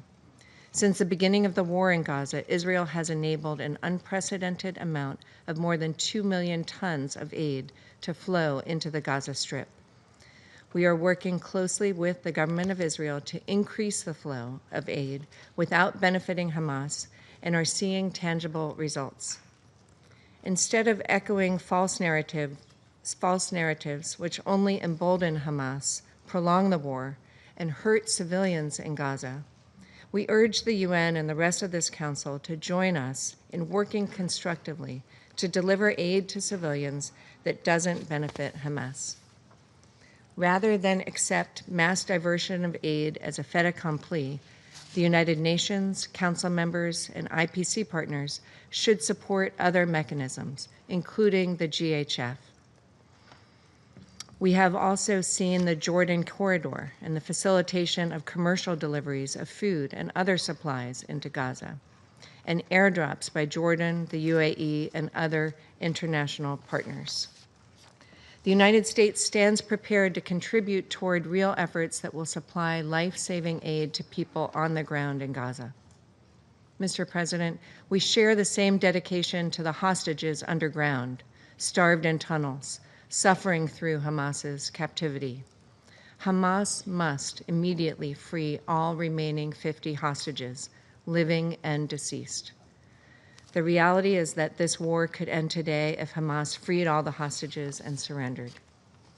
We urge the UN Security Council and all members to play a constructive role, call for the immediate release of remaining hostages, hold Hamas to account, and demand it disarm and leave Gaza. Mr. President, we understand that Israel has expressed deep regret for harm to civilians and has already released findings from its investigation into the strikes on Nasser Hospital. The IDF concluded 6 Hamas members, one of whom had participated in the October 7th attacks, were killed when the IDF struck the site Hamas was using to monitor troops at the hospital. We note the prompt nature of this investigation and response and call on this Council to condemn the continued use of civilian infrastructure by Hamas. We also acknowledge a stable West Bank keeps Israel secure and is in line with this administration's goal to achieve peace in the region. Finally, Mr. President, the United States welcomes the government of Lebanon's decision to task the Lebanese armed forces with a plan to bring all weapons under state control by the end of the year. This historic step shows the Trump administration continues to work toward peace and stability with our partners in the region. The Lebanese armed forces now must act to fully implement the government's decision. The United States will do its part to help forge a new reality in the Middle East alongside Israel and our partners. The Middle East can still be a region of opportunity, innovation, prosperity, and peace. We cannot miss this historic opportunity. Thank you. I thank the representative of the United States for the statement. I now give the floor to the representative of Sierra Leone. Thank you, Mr. President. I thank Deputy Special Coordinator Ramiz Alakbarov and Assistant Secretary General Joyce Musuya for their sobering briefings. I wish to thank Ms. Inga Ashin, Chief Executive Officer of Save the Children International, for shedding light on the deeply disturbing plight of the children in Gaza. To Ms. Ilana Gretzky, I wish to express my deepest sympathy for the horrors you endure and commend your courage in sharing such a painful experience. Sierra Leone has consistently condemned the heinous attacks of October 7, 2023, as well as the taking of hostages by Hamas and other armed groups. We affirm our strongest condemnation of this act, which constitutes grave breaches of international law. Mr. President, for nearly 20 months of our 2-year tenure on this Council, whenever convened to address the Gaza conflict. We've asked ourselves how the situation could possibly become more brutal and inhumane. Each time we're confronted with new depths of suffering, from the decades-long occupation and blockade of Palestinian territory to the heinous Hamas October 7 attack of 2023, to the ongoing plight of hostages and detainees, reported incidents of sexual violence, and now famine. The picture is one of mass atrocity crimes unfolding in real time. Distressingly, even international judges and prosecutors seeking accountability have faced threats and sanctions. Taken together, these elements point to credible indication of genocidal act and intent that cannot be ignored. On the dilemma of what more to say, we could today focus on recent atrocities, including the double strike on the Gaza Nasser Hospital. As a country that once benefited from regional and international solidarity through ECOWAS and the United Nations, during our most difficult days, Sierra Leone feels a deep responsibility to speak plainly on behalf of the victims and to urge an end to the ongoing inhumanity and indignity. We therefore offer the following observations. First, amid this bleak picture, Sierra Leone wishes to commend the principal leadership of the United Nations Secretary General, Antonio Guterres, and the work of the UN leadership and teams in the field. Throughout this crisis, the Secretary General has spoken with clarity and courage, affirming that every war has rules and calling out violations of international humanitarian law. He has reminded the world that the horrors of Gaza did not happen in a vacuum, while condemning in equal measure the heinous terrorist attacks against Israeli civilians. For this, he has faced vilification, yet his voice has been a moral compass in a time of deep division. Sierra Leone stands firmly in support of the Secretary General's continued calls for restraint, for compliance with international humanitarian law, and for an immediate humanitarian ceasefire. Second, what is unfolding in Gaza is not random. It is a systemic pattern of atrocity crimes.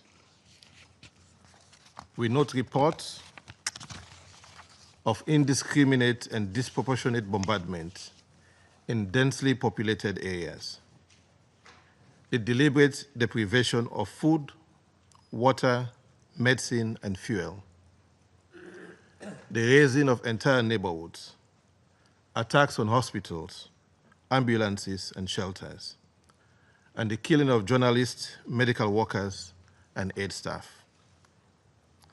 The Integrated Food Security Phase Classification Famine Review Committee has determined that famine is currently occurring in Gaza Governorate and that Deir al-Balah and Khan Yunis Governorate are identified as most vulnerable in the coming weeks.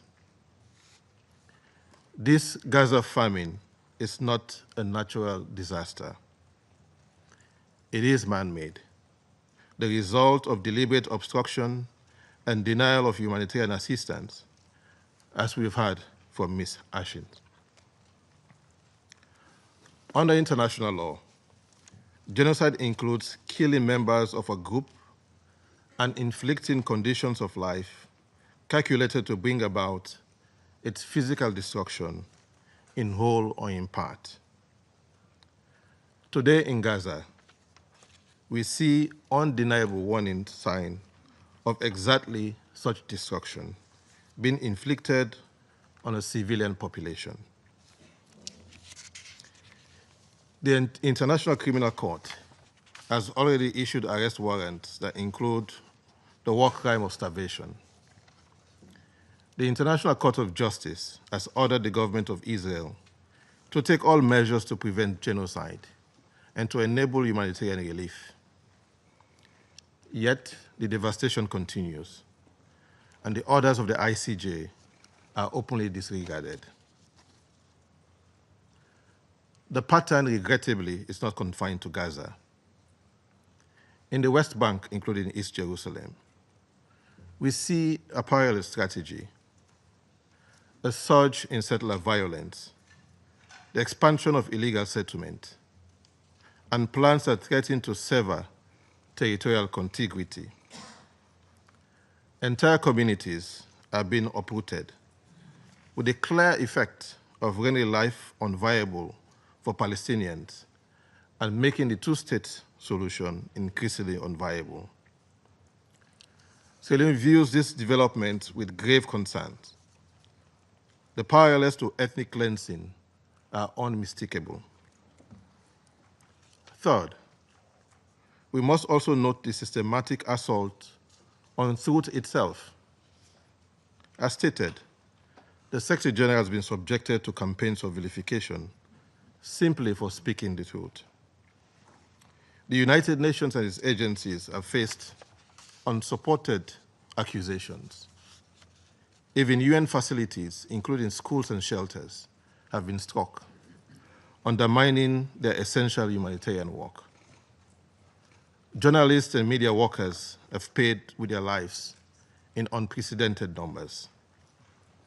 News bureaus have been bombed, communications cut, and reporting stifled. Medical personnel, doctors, nurses, and paramedics have been attacked in clearly marked facilities and ambulances. Independent experts have described this as a war on healthcare. At the very least, these attacks amount to war crimes and crimes against humanity. Silencing those who bear witness to suffering is an attack on truth and human dignity. Without truth, atrocity flourishes unchecked. We therefore call on all parties to respect the independence of the United Nations and ensure the safety of humanitarian actors, journalists, and medical workers. Mr. President, this council was created to respond to threats to international peace and security and to prevent the very horrors we are now witnessing. Yet, despite overwhelming evidence of atrocity crimes, our response has been disturbingly paralyzed. This echoes the darkest chapter of the 1990s, when the Council was rebuked for its failures during the genocides in Rwanda and Srebrenica. Then the world asked how the international community could stand by in silence. Today, the same question will be asked of us in our failure to act.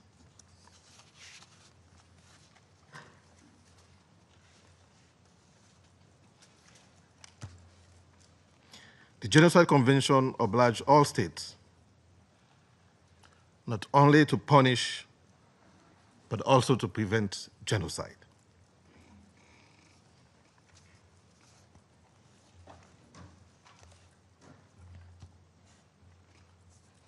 Inaction or paralysis in the face of clear warning signs is not neutrality. It is complicity. Inaction and indifference may equal complicity.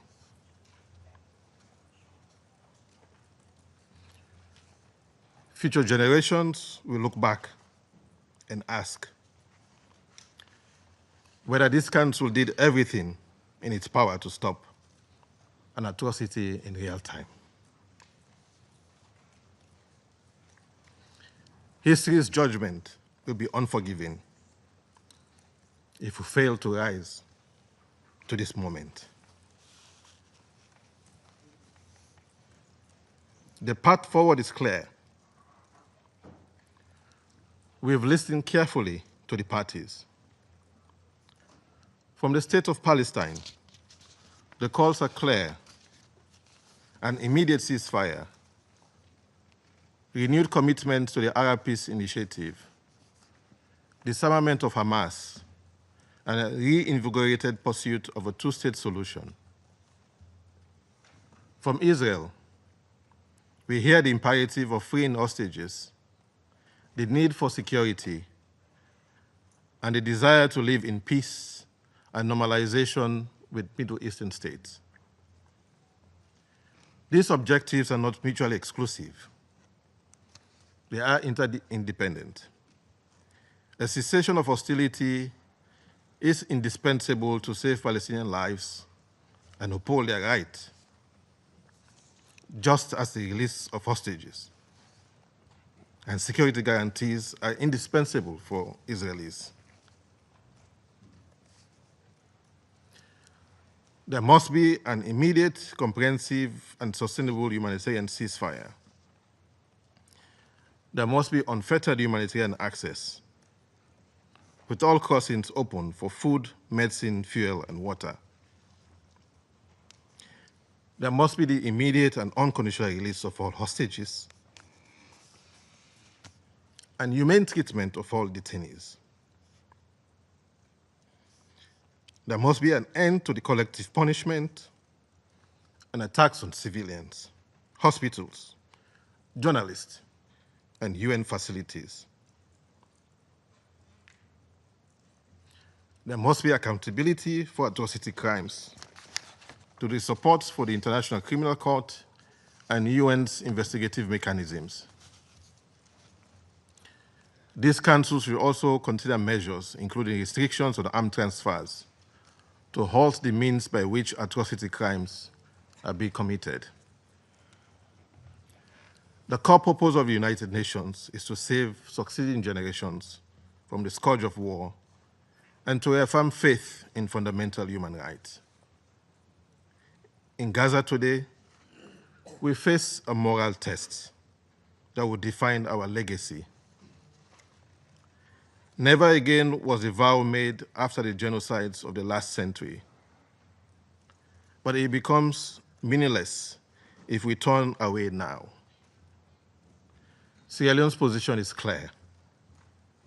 We cannot be silent, we will not be complicit, and we will continue to raise our voice for the victims.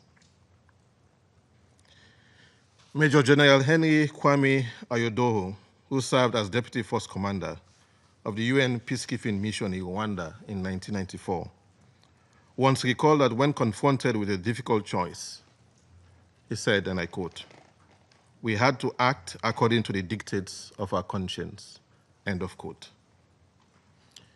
This is such a moment. For the sake of international law, for the sake of humanity, for the sake of the children who are starving as we speak, the time for action is now. I thank you. Agradezco. I thank the representative of Sierra Leone for the statement. I now give the floor to the representative of China. President, I thank the briefers for their briefings. The Gaza conflict has persisted for nearly 700 days. Gaza has long become a living hell, with the 2 million Gazan people deeply trapped in a massive man-made catastrophe and over 1 million facing a food security emergency. The international community needs to exhaust every effort possible to prevent further deteriorations. China reiterates that violence cannot bring security, neither can force win peace. Israel's continued escalated military offensives have resulted in the loss of numerous innocent lives daily. Israel's strike on the Al-Nasser hospital on 25th of August killed over 20 civilians, journalists, and medical workers, creating yet another horrendous tragedy. Israel is still moving forward with its military plan to take over Gaza. The plan, once implemented, will inevitably lead to more bloodshed and displacement, adding to the danger and insecurity both Gazans and detained hostages are facing. China objects to and condemns all actions that harm civilians, damage infrastructure, and violate international law. We urge Israel to heed the strong calls from the international community, immediately cease its military operations in Gaza, and immediately halt any dangerous moves that escalate tensions. China further reiterates that violations of international humanitarian law are unacceptable, the weaponization of humanitarian supplies is unacceptable, and the militarization of an aid distribution mechanism is equally unacceptable. All along, the biggest challenge for scaling up humanitarian assistance in Gaza has not been the shortage of supplies or the inadequacies of the UN and other humanitarian agencies. Rather, it has always been the occupying power, Israel's lack of political will and its deliberately created obstacles. We call on Israel to fulfill its obligations as an occupying power under the international humanitarian law by opening all border crossings, fully restoring humanitarian access, and supporting the UN's delivery of aid consistent with humanitarian principles to truly alleviate the humanitarian disaster on the ground. China reaffirms that the long unfulfilled aspiration for an independent Palestinian state is the fundamental reason preventing the solution to the Palestinian question and the root cause of the recurrent volatility of the Palestinian-Israeli situation. The Palestinian people's right to statehood, right to survival, and right to return must no longer be ignored. Israel's recent approval of a settlement expansion plan in the E1 area of the West Bank will severely undermine the contiguity of the Palestinian territory to the detriment of the foundation of a Palestinian statehood. The international community must build on the positive momentum of the two-state solution, reinvigorate the political prospect of the two-state solution with the utmost urgency, firmly reject any forced displacement of the Palestinian people, and oppose any dangerous attempts to annex the West Bank and Gaza. President, when peace is absent in the Middle East, peace is elusive for the world. At present, the Middle East situation is complex and fragile, with multiple intertwined hotspot issues. Amidst all this, however, the question of Palestine remains central to the Middle East issue. China supports the Council in taking all necessary actions to achieve a ceasefire, ending the fighting in Gaza, and alleviate the humanitarian disaster. We call on all countries, particularly the country with significant influence over the parties concerned, to uphold a just and responsible position and play a constructive part.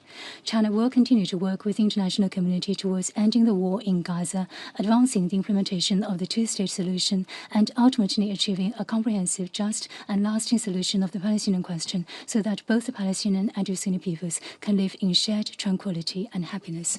I thank you, President. Agradecemos a la I thank the representative of China for the statement, and I give the floor to the Russian Federation.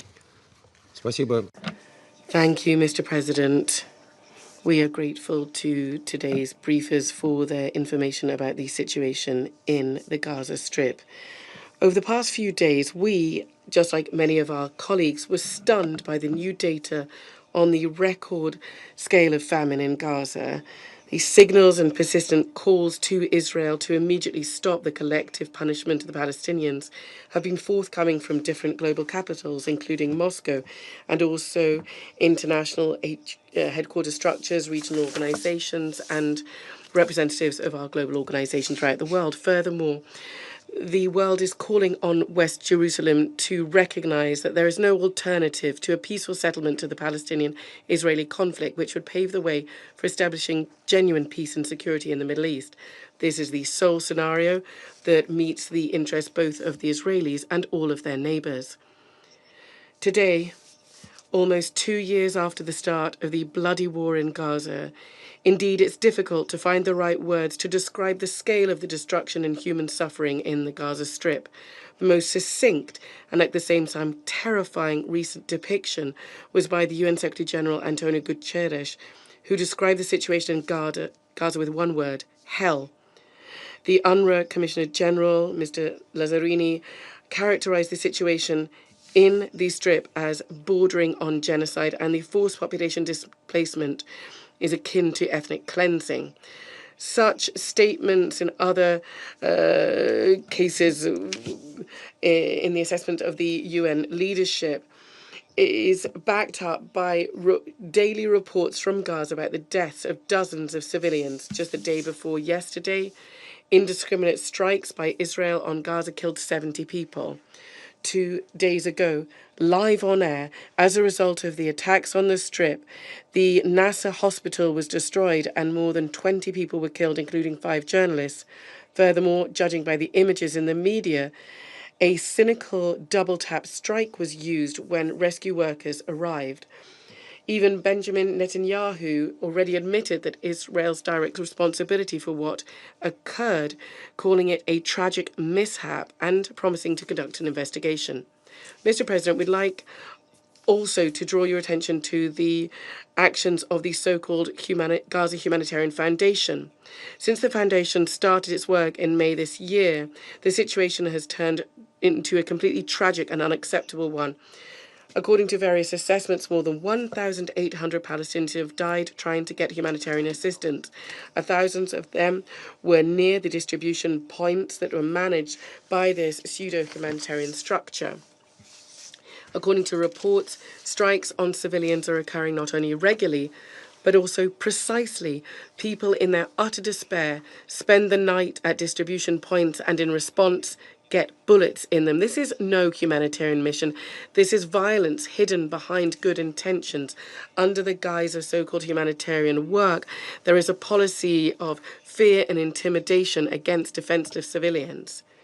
These methods are unacceptable. There's no doubt whatsoever that the work of the Foundation in its current form is dangerous and is not in line with recognized humanitarian principles, and denying this is pointless. Mr. President, given this, we're seriously concerned about reports in the media that the UN Secretariat, allegedly ceding to pressure from Israel and the US, has committed to ratcheting down the rhetoric regarding the GHF. We would like to note that starting from August, whatever the situation in the humanitarian reports in the UN have de facto stopped mentioning the work of this structure. We believe that we hope that these assurances do not reflect reality. We are convinced that the UN Secretariat cannot and should not renounce its principles, namely that humanitarian assistance should not be turned into an instrument of blackmail. We trust that the Secretary General and the humanitarian wing of the UN will consistently and unambiguously advocate for humanitarian assistance to be provided in strict compliance with the norms of international humanitarian law and the principles of humanity, impartiality, neutrality, and independence. Mr. President, the horrific statistics of the number of victims caused by the Israeli military operation in Gaza, more than 63,000 Palestinians have died, is in no way stopping the Netanyahu government that has opted to cleanse the densely populated Gaza city and to take total control over the Gaza Strip.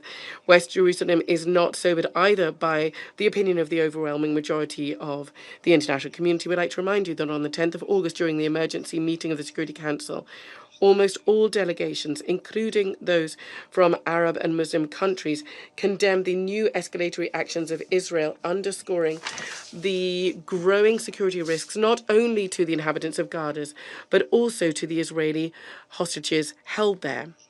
We are also surprised that the IDF operation to take Gaza City was started against a background of reports that Hamas had agreed to the proposal of the mediators to release some hostages and to a temporary ceasefire.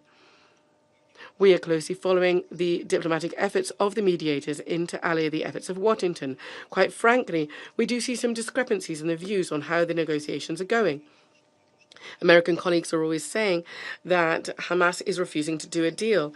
The US delegation has been trying to convince the Security Council at least of this over the past few months. At the same time, there are signs that the movement is prepared to do a deal. and Israel is either rejecting the mediator's proposal or is simply expanding the hostilities on the ground and is not demonstrating real interest in reaching agreement. This was publicly announced yesterday in the Qatari media, which, along with the US and Egypt, is participating in the negotiations. We have heard, colleagues, about the American aggressive diplomacy on the ground for some months now, but once again, we regrettably are convinced that it is not giving encouraging results. We would urge our American colleagues to think not only about the interests of Israel, that they have been banging on about with great zeal, but also the fate of Palestinian civilians whose lives and futures today, to a large extent, depend on the action or the inaction of this Council. Sir, multilateral diplomacy alone, which we are strongly urging our US colleagues to engage in, can and should give a chance to revive the two-state formula. This principle, enshrined in the relevant resolutions of the Security Council and the General Assembly of the UN, today truly is under threat. The reason for this, and in the case of the man-made humanitarian disaster in Gaza that runs counter to international law, is Israel's policy to establish new facts on the ground. The most high-profile was the recent decision by the Higher Planning Committee to approve settlement construction in Area E1 in the West Bank to the east of Jerusalem. We all understand that the implementation of this large-scale expansionist project will breach the contiguity of the territorial integrity of a future Palestinian state, dividing up the West Bank into two isolated enclaves, separate from each other. What is frightening in this regard is not only the concept itself and the unambiguous utterances of Israeli officials. For example, the Minister of Finance, Mr. Smotrich, clearly stated that the plan would permanently bury the idea of a Palestinian state. That's the end of quote. But also that such provocative acts are enjoying support from some American senior diplomats. The US ambassador to Israel, Mr. Mike Huckabee, pointed out that the E1 area construction apparently did not violate international law.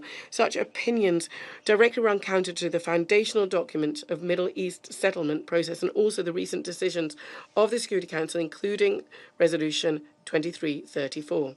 Mr. President, in conclusion, we'd like to underscore our unwavering stance in favour of having diplomatic settlement alone to the Palestinian question based on the two-state, two-people solution to meet the legitimate concerns of Israel in the area of security and also the rightful expectations of the Palestinian people to their own state.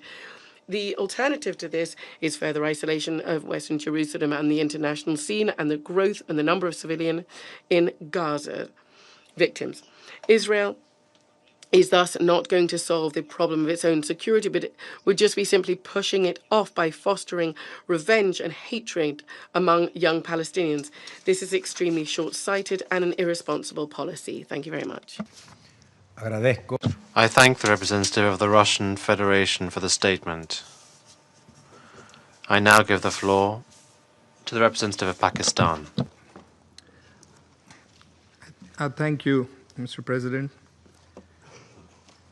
We thank Deputy Special Coordinator for the Middle East Peace Process, UN Resident and Humanitarian Coordinator, Mr. Ramiz Al-Akbarov, and Assistant Secretary General for Humanitarian Affairs and Deputy Emergency Relief Coordinator, Ms. Joyce Masuya, for their comprehensive briefings.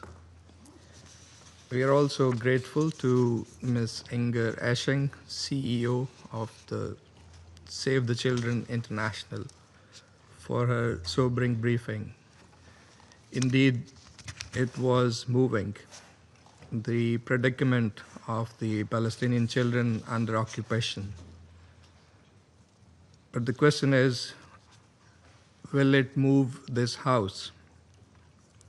Indecision is complicity, as she rightly reminded us.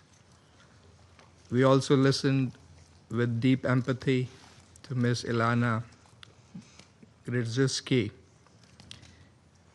We sincerely hope for the safe and swift reunification of her family and all of those still in captivity. And we wish the same for those thousands of Palestinians illegally detained and mistreated by the Israeli occupation for prolonged periods.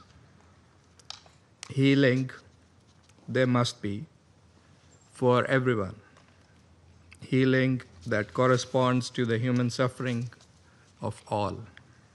Healing that would eventually close and cure the wounds inflicted by decades of occupation. Healing for which there can be no better dressing than justice and international law. Healing that can start now with a ceasefire. Yet we are in an endless war imposed by the occupier. Mr. President, it has now been 691 days of unrelenting tragedy in Gaza. During this period, Israel has trampled every principle of international law and international humanitarian law with utter impunity. More than 62,000 Palestinians have been killed, among them over 19,000 children, 10,000 women, and at least over 270 journalists and over 360 UN aid workers. Civilian life has been deliberately and systematically dismantled. Even Israel's own military data, as reported in the international media, admits that 83% of those killed are civilians. How can this ever be justified or defended? This cannot be collateral damage. It is mass carnage. Today, no place in Gaza is safe. Yet the indiscriminate military onslaught continues because Israel is confronted with no real consequences for its actions. Hospitals, schools, homes, nothing has been spared. The world is now witnessing live-streamed killing of journalists and rescue workers. The strikes on the Nasser medical complex were appalling and condemnable, yes, but yet they are tragically familiar, part of a grim pattern. There are those who shield Israel and try to silence this council into inaction. What else is complicity? In fact, impunity has become Israel's shield and this council's silence its enabler. The occupying powers apologists must introspect and objectively assess the consequences of their policies. Mr. President, as if bombs were not enough, hunger is now a weapon of mass destruction. The latest IPC analysis confirms famine is now present in Gaza City, threatening over 500,000 people. The use of starvation of civilians as method of warfare may constitute a war crime. Undersecretary General Tom Fletcher rightly observed. And those are strong words. They need to be repeated in this council. And I quote, "It is a famine we could have prevented if we had been allowed. Yet, food stacks up at borders because of systematic obstruction by Israel. It is a famine in 2025, a 21st century famine." Mr. President, it is not by negating or criticizing and pressurizing the United Nations and its senior officials, or by denying and rejecting the findings of the ICJ and of global human rights and humanitarian organizations, or by silencing the media, that we can move forward. It is only by accepting the reality that we can build peace. Pakistan condemns Israel's so-called military operation and planned full occupation of Gaza City, which is nothing but a blueprint for further humanitarian catastrophe, threatening to displace once more up to 1 million people. Simultaneously, annexation in the West Bank and East Jerusalem continues unabated. The E1 settlement plan is a deliberate attempt to bury the two-state solution. We strongly condemn this action, which constitutes a clear violation of international law, including Security Council resolutions. The combined effect of mass killing, displacement, famine, settlements, and destruction of habitable land leaves no ambiguity. This is a campaign of ethnic cleansing in plain sight. The Organization of Islamic Cooperation, at its 21st extraordinary session of the Council of Foreign Ministers on 25th August, adopted a resolution that speaks with moral clarity.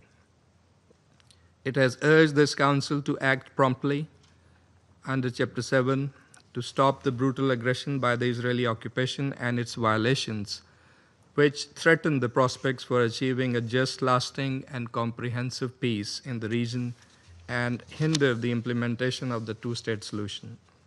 It has also urged the Council to hold Israel, the occupying power, accountable for all crimes and violations that clearly breach international law and international humanitarian law. The Security Council cannot remain a bystander. It must act now, with resolve, to fulfill its charter responsibility for the maintenance of international peace and security.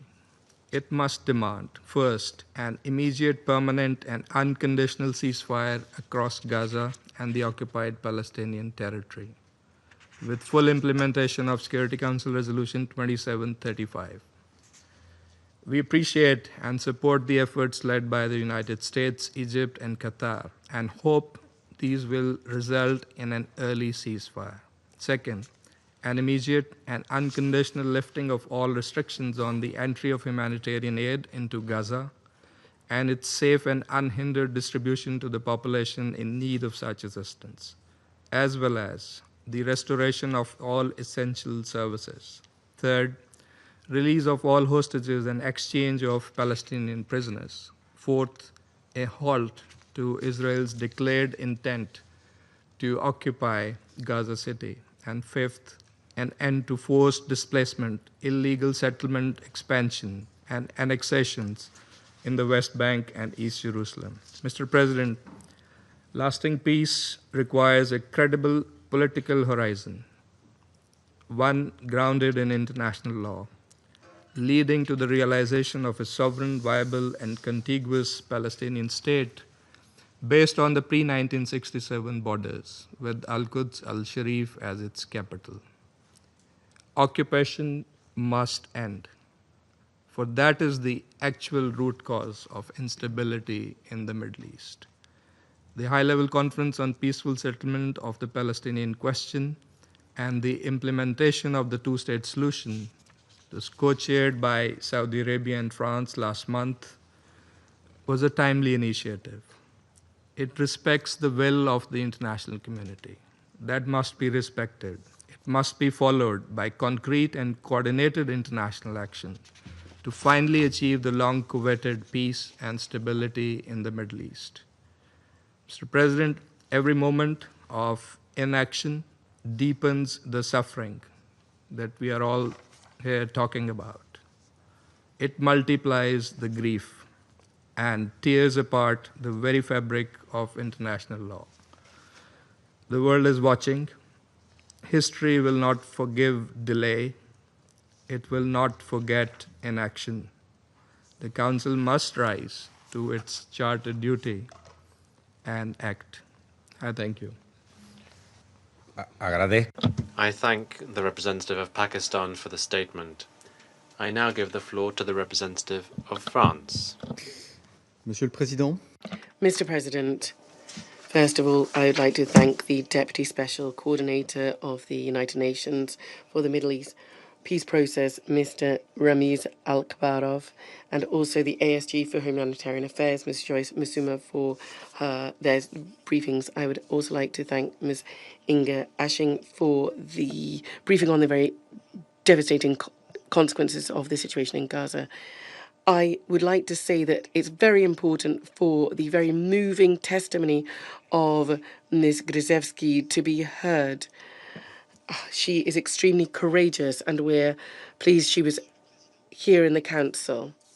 Sir, France reiterates that it stands firmly in solidarity with the families of all hostages who must be released immediately. France denounces the barbaric cruelty of the treatment and the way they are treated by Hamas, and the ghastly stage images made by this terrorist movement. I would convey my heartfelt thoughts to the family of our compatriot Ohad Yalhoumi, assassinated in Gaza. We will continue to act unfailingly to ensure the return of all the hostages, and we will continue to rally against anti-Semitism and the barbaric acts that anti-Semitism engenders throughout the world. Sir, the humanitarian situation in Gaza is tragic. Famine is rife in the Gaza governorate, as has been confirmed by the UN on Friday last week. The use of famine as a weapon of war is likely to constitute a war crime. At the beginning of this week, harrowing images reached us of new Israeli strikes on the Khan Yunis hospital, which killed numerous civilians, including journalists. This is unacceptable. Civilians and journalists must be protected under all circumstances. France is concerned by the tragic situation for children, which is continuing to deteriorate. As we've heard from Ms. Inga Ashing's statement, Israel, in line with international law, is bound to ensure the protection of civilian populations and infrastructure and to facilitate the delivery of humanitarian assistance. Civilians, including journalists and humanitarian workers, must not be targeted, whatever their nationality. This Council must speak with one voice on this issue. France stands ready to support all Security Council initiatives along these lines. The approval by the Israeli government of the expansion of military operations in Gaza and the occupation plan of Gaza seems as if they're forging ahead regardless. These operations will in no way ensure Israel's security. France reiterates its opposition to all forced displacement of the people in Gaza that would constitute a new grave violation of international law. Mr. President, there is an alternative that France and the other signatory states of the New York Declaration proposed: an immediate and permanent ceasefire. That is the top priority. And France is grateful for the unfailing efforts of Qatar, Egypt, and the US to achieve this. Also, the release of all hostages, mass delivery of humanitarian assistance, and a lasting political solution, including the disarmament of Hamas and the deployment of a temporary international stabilization mission. This mission's aim would be to ensure the security of Israelis and Palestinians, to enable the return of the Palestinian Authority to Gaza, and to contribute to the implementation of the two-state solution. France will work along these lines with its partners. France, furthermore, calls upon the member states of the United Nations who have not yet done so to endorse the New York Declaration. The implementation of the two-state solution is threatened more and more each day. In the West Bank, the approval of the E1 settlement project by the Israeli authorities has an assumed aim of making the implementation of a Palestinian state impossible.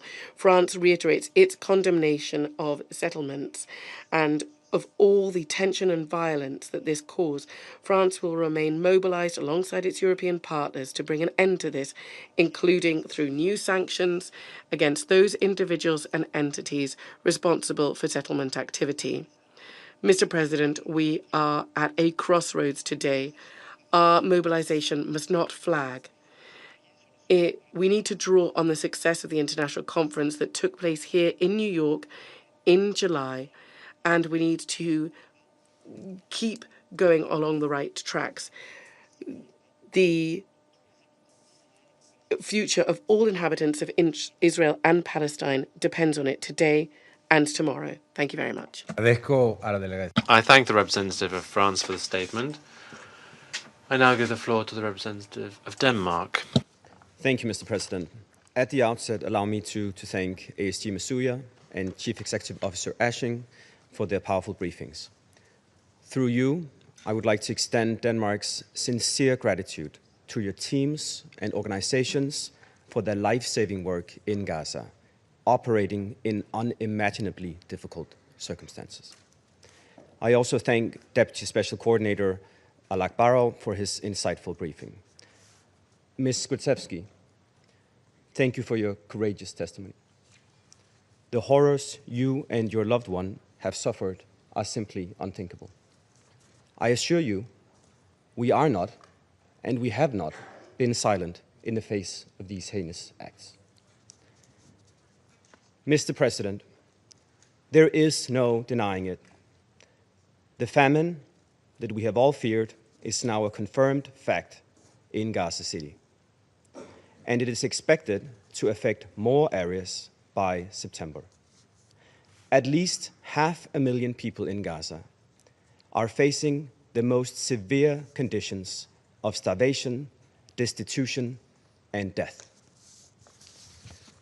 This famine is not an unforeseeable disaster, not a sudden shock that caught us unprepared and by surprise.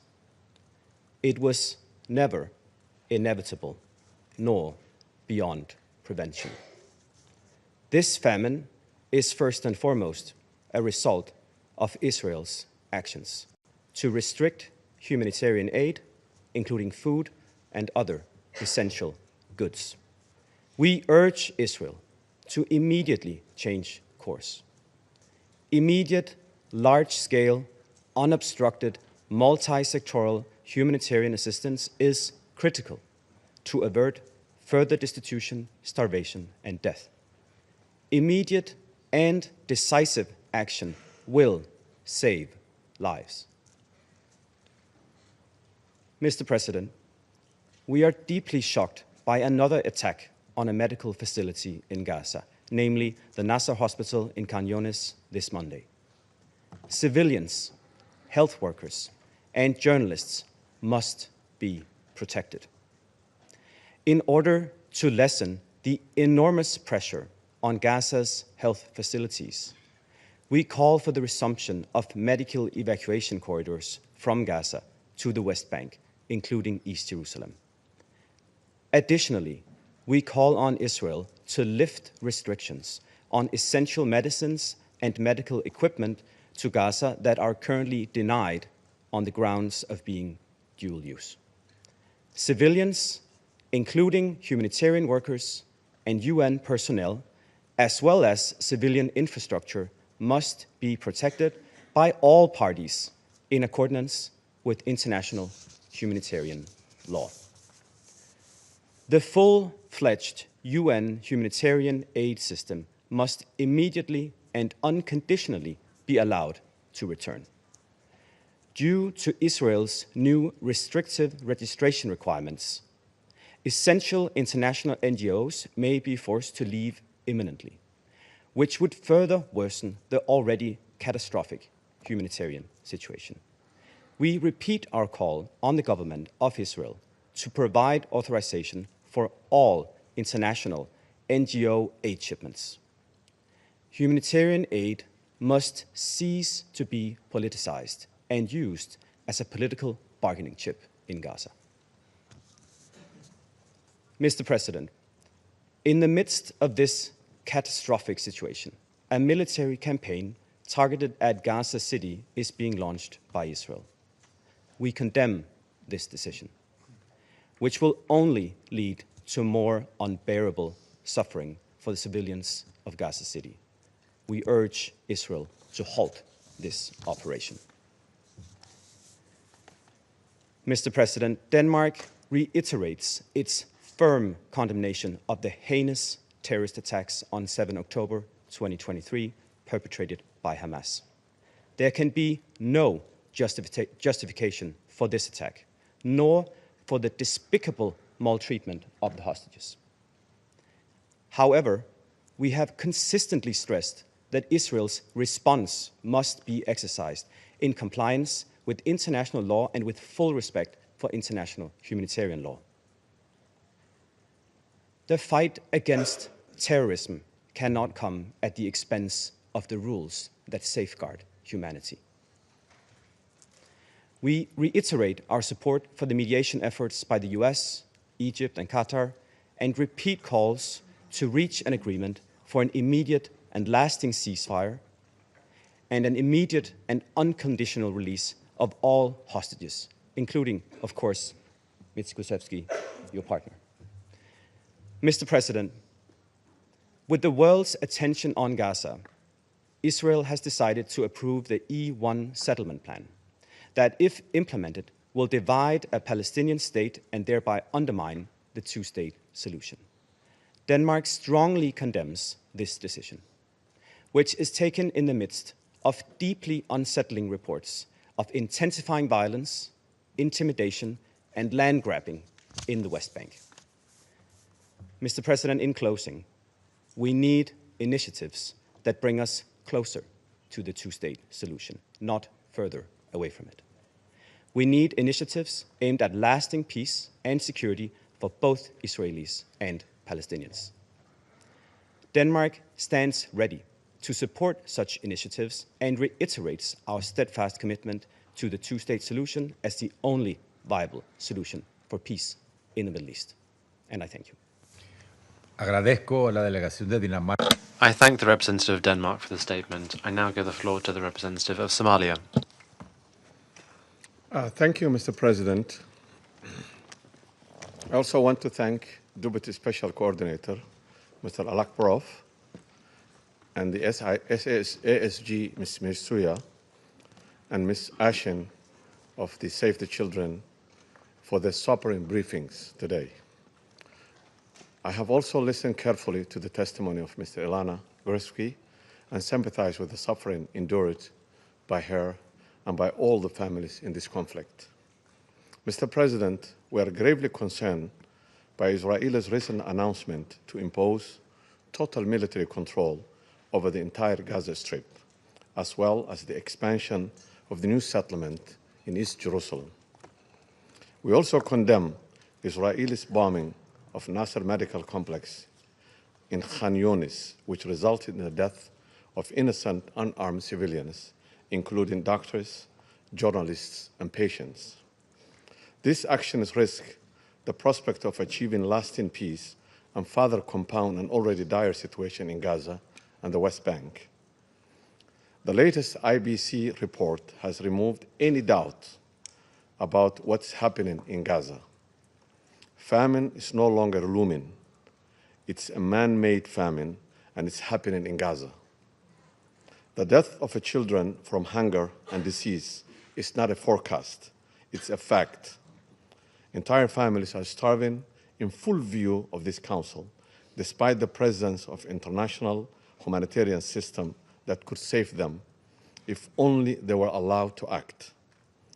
Let us be absolutely clear. Famine in Gaza is not an natural occurrence caused by drought, failed harvest, or sudden catastrophic beyond human control. It's a man-made, deliberately created through a siege, blockade, and systematic obstruction by Israelis. The international humanitarian law is explicit.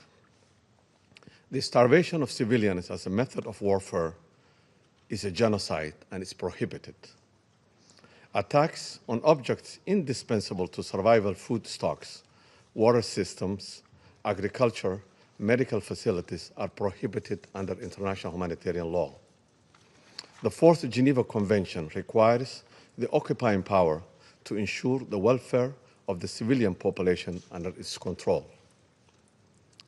Mr. President, Somalia stresses the following points. First, a blockade must be lifted, not partially, not temporarily, not heroically, but fully and immediately. Every day of a delay means more children are buried, more families are lost. Crossings must be opened and kept open. Second, humanitarian access must be sustained, predictable at scale. Aid convoys carrying fuel, medicine, and essential goods must be allowed to flow without arbitrary inspections, delays, or denials. Third, civilian infrastructures must be protected.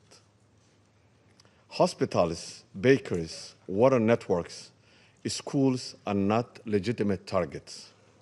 Fourth, we call for an immediate and unconditional ceasefire and reiterate our call for an immediate release of civilian hostages and detainees. Mr. President, the images and reports coming from Gaza are not abstract. They are skeletal children without access to therapeutic food. They are mothers unable to produce milk for their newborn because they themselves are starving. They are hospitals turned into morgues because generators have run dry. This is the daily reality of the people deliberately held hostage to hunger as a collective punishment, which is a clear violation of international humanitarian law. What we are witnessing is not security, it's a collective punishment, and it's a genocide. Mr. President, we call on this Council to act with urgency and clarity, demand the immediate lifting of the blockade, ensure full, safe, unhindered humanitarian access by all routes and means, protect civilians and humanitarian workers without exemption, call for an immediate and permanent ceasefire, and recommit to a political process that ends the occupation and delivers a just and lasting peace in the Middle East. Somalia reaffirms its unwavering support for the inalienable rights of the Palestinian people, including the right of self-determination to establish an independent, sovereign state of Palestine on the borders of 1967 with Al-Quds al-Sharif as its capital, in accordance with the relevant UN resolutions and the Arab Peace Initiative. Somalia will continue to stand firmly with the people of Palestine in their legitimate struggle for the freedom, dignity, and self-determination. I thank you. I thank the representative of Somalia for the statement. I would like to welcome the new permanent representative of Greece, the ambassador to the Security Council. I will be happy to work closely with you in the next few days, and I'm pleased also now to give you the floor. You have the floor. Thank you very much, Mr. President. I would like to thank Deputy Special Coordinator Alak Barov and the Assistant Secretary General Musuya, as well as Ms. Inger Ashing, CEO of the Save the Children International, for the sobering and powerful briefings. Ms. Ilana Grzeski, we are always reminded of what you witnessed during the heinous attacks of the 7th of October, I can assure you. Mr. President, I wish to highlight the three following points today. First, the humanitarian situation in Gaza is catastrophic and must be urgently reversed. Hostages remain in Hamas captivity while famine now defines conditions on the ground. As the Secretary General has rightly stated, images of children suffering despite their innocence from acute malnutrition are harrowing. Greece, alongside its European partners, expressed its grave concern over the expansion of military operations in Gaza. This would only endanger the lives of civilians and hostages, exacerbate the humanitarian suffering, and lead to a large-scale displacement of Palestinians, with greater ramifications for regional stability. Medical personnel and journalists must be protected at all times, and incidents such as the strike on Nasser Hospital in Khan Yunis, which killed civilians, medical staff, and journalists, must be thoroughly investigated. All the while, hostages continue to suffer at the hands of Hamas, as diplomatic efforts led by Egypt, Qatar, and the USA for a negotiated outcome continue. The testimonies of Mrs. Gredzensky and the brother of Etar David, taken hostage by Hamas on 7th of October and held in atrocious conditions for nearly 2 years, as well as the recent appalling footage of the 2 Israeli hostages, remind us of the urgent need for the unconditional and immediate release of all hostages. Lifting the blockade to allow the flow of humanitarian aid is imperative. Greece recently conducted an airdrop of food supplies over Gaza in close cooperation with the EU and other regional partners, including Jordan. Similarly, the resumption of the Cyprus corridor, a critical component of the humanitarian pipeline, will hopefully expedite the delivery of aid into Gaza. Second, settlement expansion and settler violence in the West Bank further undermine prospects of peace. The recent announcements for the reconstruction of additional settlements in the E1 area in the West Bank undermine the prospects of a two-state solution and contravene Security Council resolutions and international law. We are equally strongly opposed to any attempts of forced displacement of the Palestinian population. Similarly, the escalation of settler violence, including against Christian communities, is alarming and must be addressed without any delay. Third, only a ceasefire and a political solution can end the spiral of violence. After 22 months of suffering, diplomacy must again take center stage. The ceasefire brokered at the beginning of this year showed that the bloodshed can end, that hostages can reunite with their loved ones, and that humanitarian aid can reach those in desperate need when diplomacy prevails. A new durable and comprehensive ceasefire is more urgent than ever, while ensuring that Hamas would not have any government or security role in Gaza. The recent international conference on the implementation of the two-state solution, co-presided by France and Saudi Arabia in New York in the past month, demonstrated broad international resolve to secure peace and stability. We call on the parties to summon the political courage to move forward toward a viable two-state solution through the revitalization of the political process in line with the relevant Security Council resolutions. Mr. President, despite the bleak outlook, Greece remains steadfast in its commitment to peace and diplomacy. We will continue to work alongside the UN and international partners to support a just, lasting, and comprehensive solution to the conflict. I thank you. I thank the representative of Greece for the statement. I now give the floor to the representative of the United Kingdom. Thank you, President.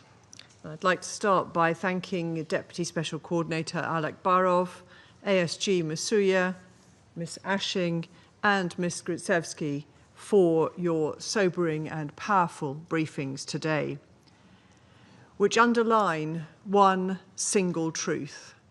It is time for this terrible conflict to end.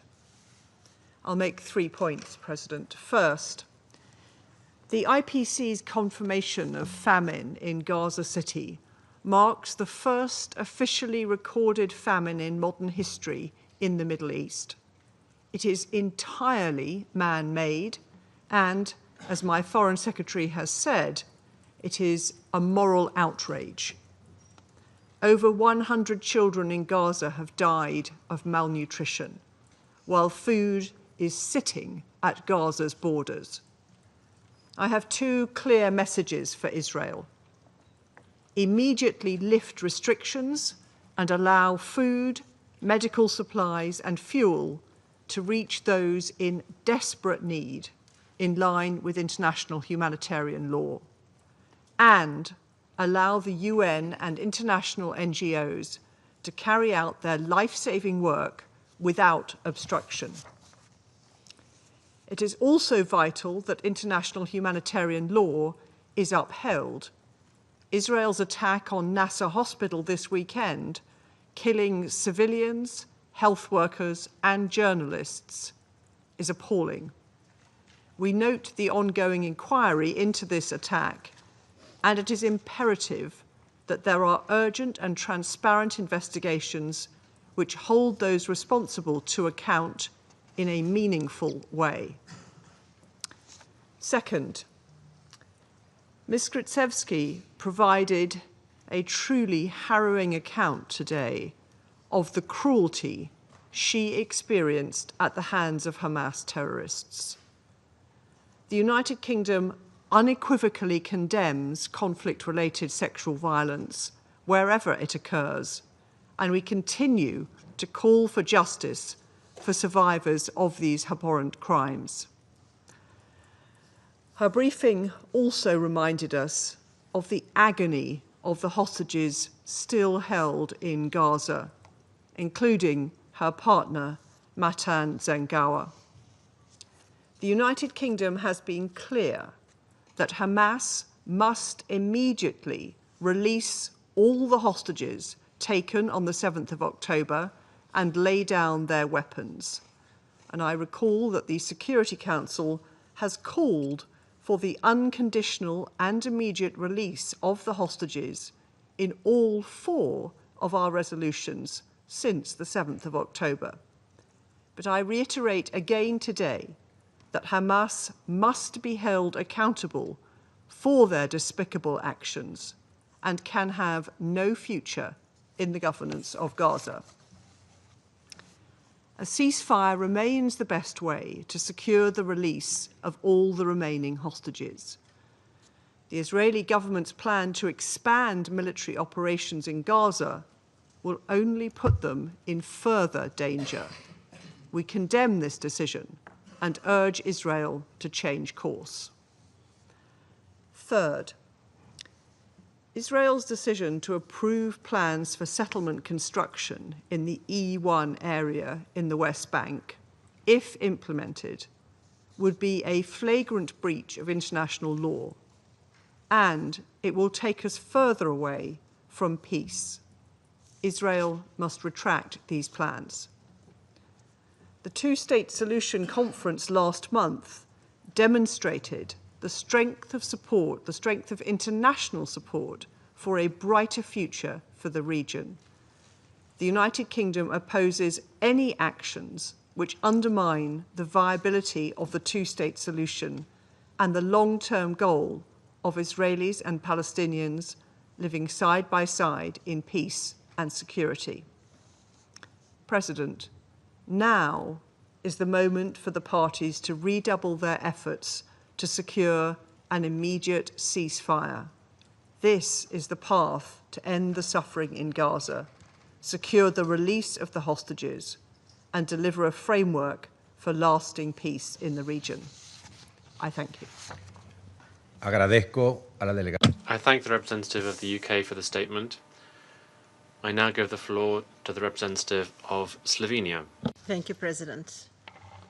I also wish to thank Ms. Msuya and Mr. Alakbarov for their briefings And of course, our thanks also to Ms. Hashing and Ms. Grzycewski for their testimonies.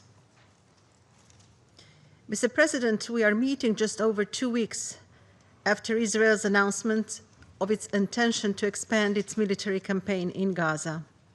At that time, Slovenia, together with the vast majority of this Council, condemned this escalation, which can bring nothing but destruction and further suffering for civilians, medical and humanitarian workers, for journalists. What military necessity can justify the killing of a journalist, of a doctor, a humanitarian worker, or an attack on a hospital? It will only add to an already catastrophic humanitarian situation on the ground. Unfortunately, those warnings were not heeded. Mr. President, since that meeting, we have received news that should deeply shake us all. The United Nations-backed food security classification mechanism has confirmed what many on the ground have been saying for months. Famine has taken hold of parts of Gaza. The official declaration may be recent, but the devastating conditions have long been evident in the lives of children, adults, older persons in the Strip, visible to those willing to see and foreseeable to those willing to care. Colleagues, how many more reports do we actually need? How many more warnings do we require before this Council acts in a decisive and united manner? While Gaza suffers unimaginable devastation, we are also gravely alarmed by the continued deterioration of the situation in the West Bank, including ongoing incursions. The recent approval of settlement construction plans in the E1 area is unacceptable and a clear violation of international law. This reckless move not only undermines the viability of the Palestinian state, but also brings no benefits to the Israelis. Instead, it further entrenches insecurity, instability, and violence. Mr. President, it is clear to nearly every delegation in this chamber that the current trajectory is unsustainable and unacceptable. The longer the Security Council delays meaningful action, the more complicit we risk becoming in the suffering that continues to unfold. We acknowledge and welcome the efforts of working bilaterally or within smaller coalitions to address the crisis. But let us be clear, the United Nations must be allowed to play its role. This is precisely why the UN was created, to act when the world is confronted with threats to peace, gross violations of international law, and mass human suffering. We need a ceasefire. We need full and unfettered humanitarian access to feed the starving, heal the wounded, and bury the dead. We need the immediate and unconditional release of all hostages. We need the restoration of respect for international humanitarian and human rights law, and with it, some sense of basic human dignity. These are not political demands, they are legal and moral imperatives. Slovenia firmly believes that the United Nations has both the capacity and the legitimacy to help prevent further escalation and facilitate a path towards peace. One day the future generations will look on us and ask, how could you allow for this to happen? If we don't act, the history will judge us for sitting aside, being quiet. And the time to act is not tomorrow, the time is now. I thank you. Agradezco. I thank the representative of Slovenia for the statement. I shall now make a statement in my capacity as a representative of Panama.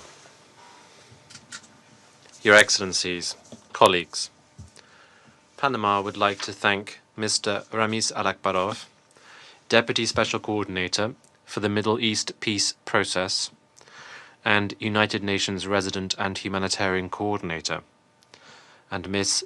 Joyce Msuya, Assistant Secretary General for Humanitarian Affairs and Deputy Emergency Relief Coordinator. We'd like to thank them for their briefings, and we'd like to reiterate our support for the efforts and work undertaken by the United Nations agencies, within their limitations, in an extremely complicated environment in Gaza. We would also like to welcome the delegations of Israel and the observer state of Palestine. Panama also wishes to express our gratitude to Ms. Inga Ashing, Executive Officer of Save the Children International, which helps and protects thousands of children in armed conflicts, including the humanitarian tragedy playing out in Gaza today. We would also like to express our respect and solidarity with Ilana Gritsevsky, survivor of the kidnapping in the midst of the atrocious violence that occurred on the 7th of October. Your experience, also characterized by the absence still of your partner Matan, who remains in Gaza, only enshrines the sorrow of this moment, but also the possibility of hope and human dignity. And your account also reflects the tragedy of two peoples who have been trapped in a cycle of increasingly cruel violence for too long. Your Excellencies, for 22 months we have borne witness to a war that continues to claim a human cost that rends the world's moral conscience and demands immediate action from this Council, which cannot continue to stand idly by. From that fateful day, the 7th of October, when 1,200 people were brutally assassinated and 250 people were taken as hostages by Hamas, acts that Panama unequivocally condemns, once again, the violence has not ceased. The suffering of so many innocent people reminds us that a future of peace and dignity for Gaza will only be possible without the terror of Hamas, whose ideology has no place in the life of two peoples who deserve to coexist in peace and security. However, nor can we ignore that the military response that was unleashed after these cruel attacks has only multiplied the suffering and devastation. It has plunged the Gaza Strip into an unprecedented humanitarian disaster and the entire world into a moral dilemma. More than 62,000 Palestinians, including 18,000 children, have died. Tens of thousands have been injured. Millions have been displaced. And entire communities have been reduced to rubble. The humanitarian catastrophe in Gaza, which has been irrefutably, visually and technically borne out by the report from the 22nd of August by the Integrated Food Security Classification, the IPC Famine Review Committee, which concluded that Gaza is already in phase 5, which means a famine humanitarian catastrophe. According to this report, almost 500,000 people, that is to say 22% of the population, are living in conditions of famine, while in Deir al-Balah and Khan Yunis, the population are facing phase 4, and in the north, the conditions are similar or even worse. It has been tragically shown that children are dying of hunger in the arms of their mothers, and entire families are surviving without water, without medicine, without shelter. This is not a natural disaster. It is not an inevitability. It is the direct result of human actions and human decisions using famine as a means of applying pressure and oppression. And these decisions do not bring the conflict any closer to an end. On the contrary, they only lead to more violence, more resentment, and more suffering. The attack on a hospital, the Nasser hospital in Khan Yunis, which is not the first attack on a health facility in this war, and which killed more than 20 people, including doctors and 5 journalists, symbolizes how this war has gone beyond all human limits.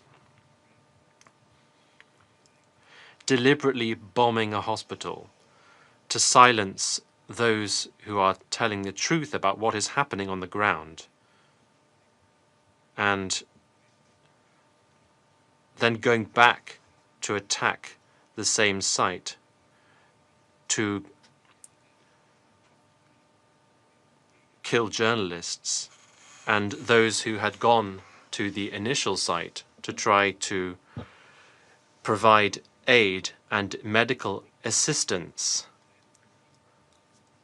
and thus to try to save lives. This is a dual direct affront on human dignity and international law.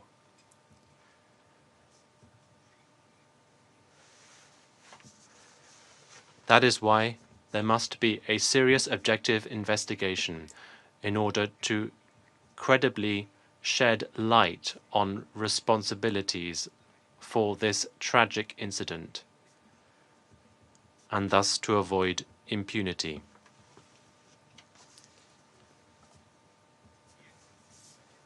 Faithful to its history and its principles, Panama reaffirms its respect and commitment to international law, including international humanitarian law. Panama always promotes dialogue as a way to achieve political understanding and sustainable solutions. The disastrous situation in Gaza cannot, nor must it, lead to complicit silence in the face of actions that run roughshod over international law and run counter to the purposes and principles of the UN Charter. All members of this organization, we have the duty to act always guided by the defense of peace, security, and human dignity, without any exceptions. Palestinian civilians, the hostages, the humanitarian workers, journalists, the disappeared, and all of those who, simply because they are in Gaza, must be protected. They are and will continue to be those who pay the price of decisions taken by political leaders who seem to ignore the voices of the world, demanding for an end to the bloodshed. For the hostages, those who have disappeared and their families, we call for a ceasefire immediately in order to lead to the immediate, dignified, unconditional release of all hostages, to give their families hope once again. For the Palestinian families, we call for a ceasefire to end the killing and to allow parents to feed their children, to find and bury their loved ones with dignity, and to live without fear of not seeing tomorrow. For the humanitarian agencies and organizations and their workers, we call for a ceasefire to allow full, safe, and unhindered access to save lives without giving their own. For the journalists, we call for a ceasefire to ensure the right to report the truth without paying for that with their lives, to allow them to fulfill their professional and moral responsibility to provide information. For all of those, Your Excellencies, distinguished colleagues, Panama is calling loud and clear for a ceasefire, for human dignity and life. These factors must always be at the heart of all decisions taken.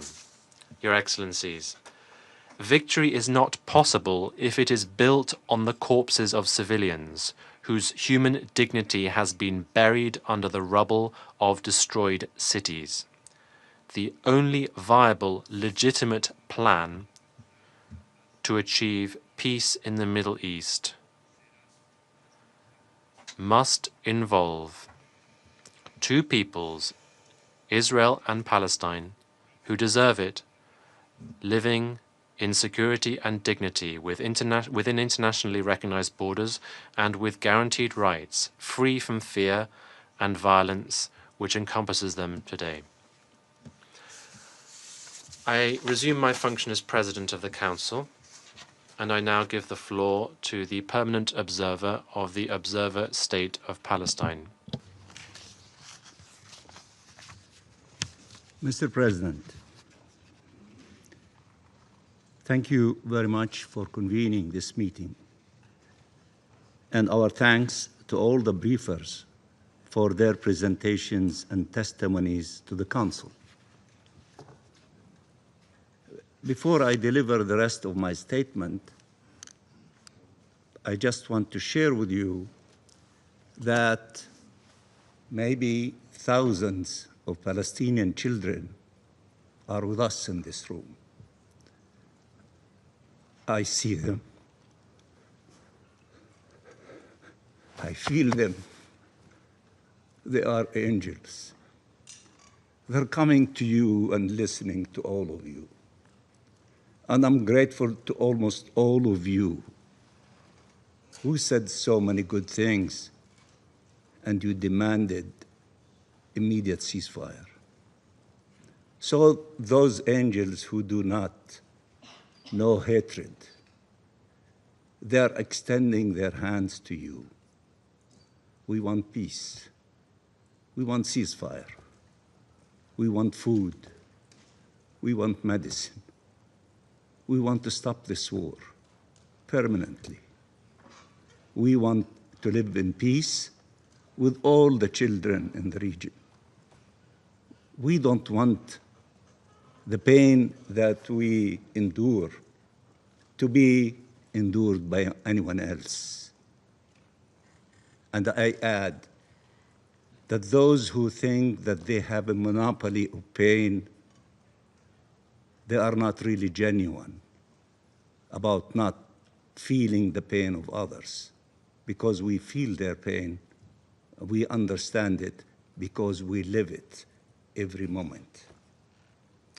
And let me also add, we are very grateful for the courageous principled position of the United Nations, of the Secretary General, of Mr. Lazzarini of UNRWA, of Mr. Fletcher from OCHA, and the three distinguished humanitarian officers, whether from the United Nations or from Save the Children. If all those peoples and the ICJ and the ICC and so many other reports are not convincing very small number of people of truly the facts on the ground, and they still believe that there is a huge coalition against Israel, then why don't you, the Security Council, again I call, go to Gaza, meet with everyone, investigate the situation, know what is really happening to the Palestinian people, to the children, to the mothers, to the elderly, those who are starving, those who cannot have a hospital to attend to their wounds. Why don't you go there and investigate that situation and take with you hundreds of journalists to report if all of the reports of the UN is biased, and if the reports of the IPC is not accurate, go and investigate. Take journalists from Washington, from New York, from Los Angeles, from Chicago, from Israel itself, from everyone. Let them go and investigate instead of killing journalists. If the truth is what we're seeking, aren't these the methods of finding the truth? And go to Tel Aviv, meet with the families of all the hostages and the tens of thousands who are screaming with them, saying, stop the war now so that the hostages to be released. All the hostages that were released, including this lady with us, Ms. Gritsky, was released because of a ceasefire. Ceasefire save lives, release hostages. Continuation of the war takes lives and kill our children and women and many others, including Israelis. So if all these things are fabricated and cannot be trusted, go and investigate so that we can have an agreement over the truth and then decide what is needed. The children, I said, that who are filling this room, Palestinian children, who are asking you for a ceasefire and peace, they want to create a new conditions in the Middle East of coexisting with each other. They want to begin the process of healing. They deserve healing, not some to deserve healing and others do not exist. Everybody deserves healing. We have 2.1 million Palestinians who are still alive in the Gaza Strip. They deserve healing and therefore should be given the opportunity to healing. And let me now deliver my statement, Mr. President. Before the world's eyes and under its watch, Israel has imposed famine on the Gaza Strip. It has done so deliberately, cruelly, as a matter of state policy. The Gaza famine, a famine eating away at infants and children. It was described accurately and vividly by Save the Children. A famine now declared in Gaza City and creeping rapidly all over the Gaza Strip. A famine that could have been prevented if deterrence had matched the level of the crimes committed. Israel was presented with a ceasefire deal that could save the lives of 2 million Palestinians and 20 Israeli hostages. But it has chosen instead to expand its military control, escalate its brutality, and continue killing innocent civilians. Again, it does so deliberately and systematically, obsessed with one objective since day one: displacement and disposition of the Palestinian people, a continuum it has pursued for nearly 80 years. So instead, while the world demands a ceasefire, permanent ceasefire, Israel has indicated clearly that it wants to expand its crimes. Rather than put an end to them, that its choice remains violence, death, and destruction. So again, the world was witness to Israelis' execution of civilians in broad daylight. The second strike on Nasser's hospital was a premeditated strike on medics and journalists who arrived at the scene after the first strike. This is not a war. These are atrocities committed against an entire civilian population, 2 million people, and against all those trying to assist them, to save them, and against all those documenting the crimes.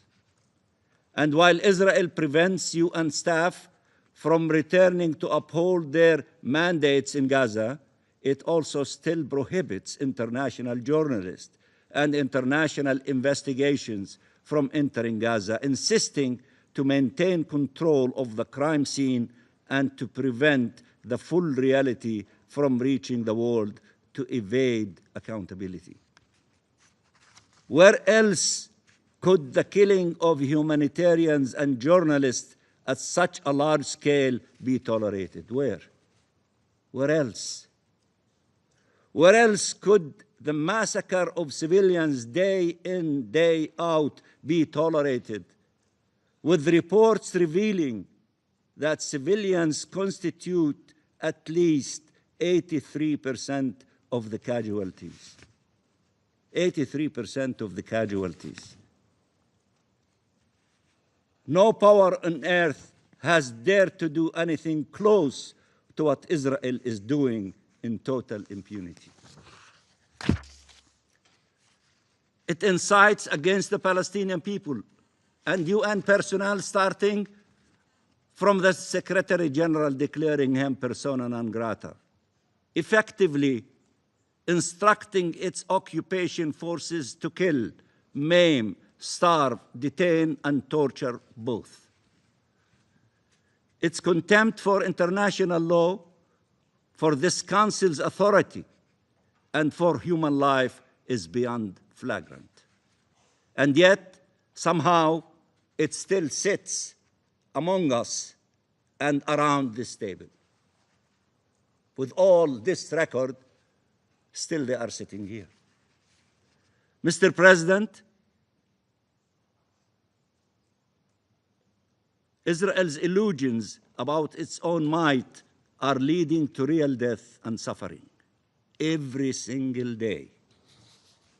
In Gaza, certainly, but also in the West Bank, where killings continue, where communities are forcibly displaced from their homes and lands, where Palestinian life and existence are under grave threat, where military incursions in their villages, refugee camps, and cities at their holy sites occur daily, where settlers' violence and terror are unrelenting, more vicious by the day, in El Mghayr, Sinjil, East Jerusalem, and Masafir Yatta, where Israel is feverishly expanding settlements, including its illegal plans targeting the E1 to suffocate the Palestinian people, to fragment the Palestinian state, to thwart our self-determination and independence, to destroy the two-state solution. Everywhere the same plan, the same objective, even if the means differ. Get rid of the Palestinian people to seize Palestinian land. Destruction, death, displacement, and endless torment of the indigenous people of this land.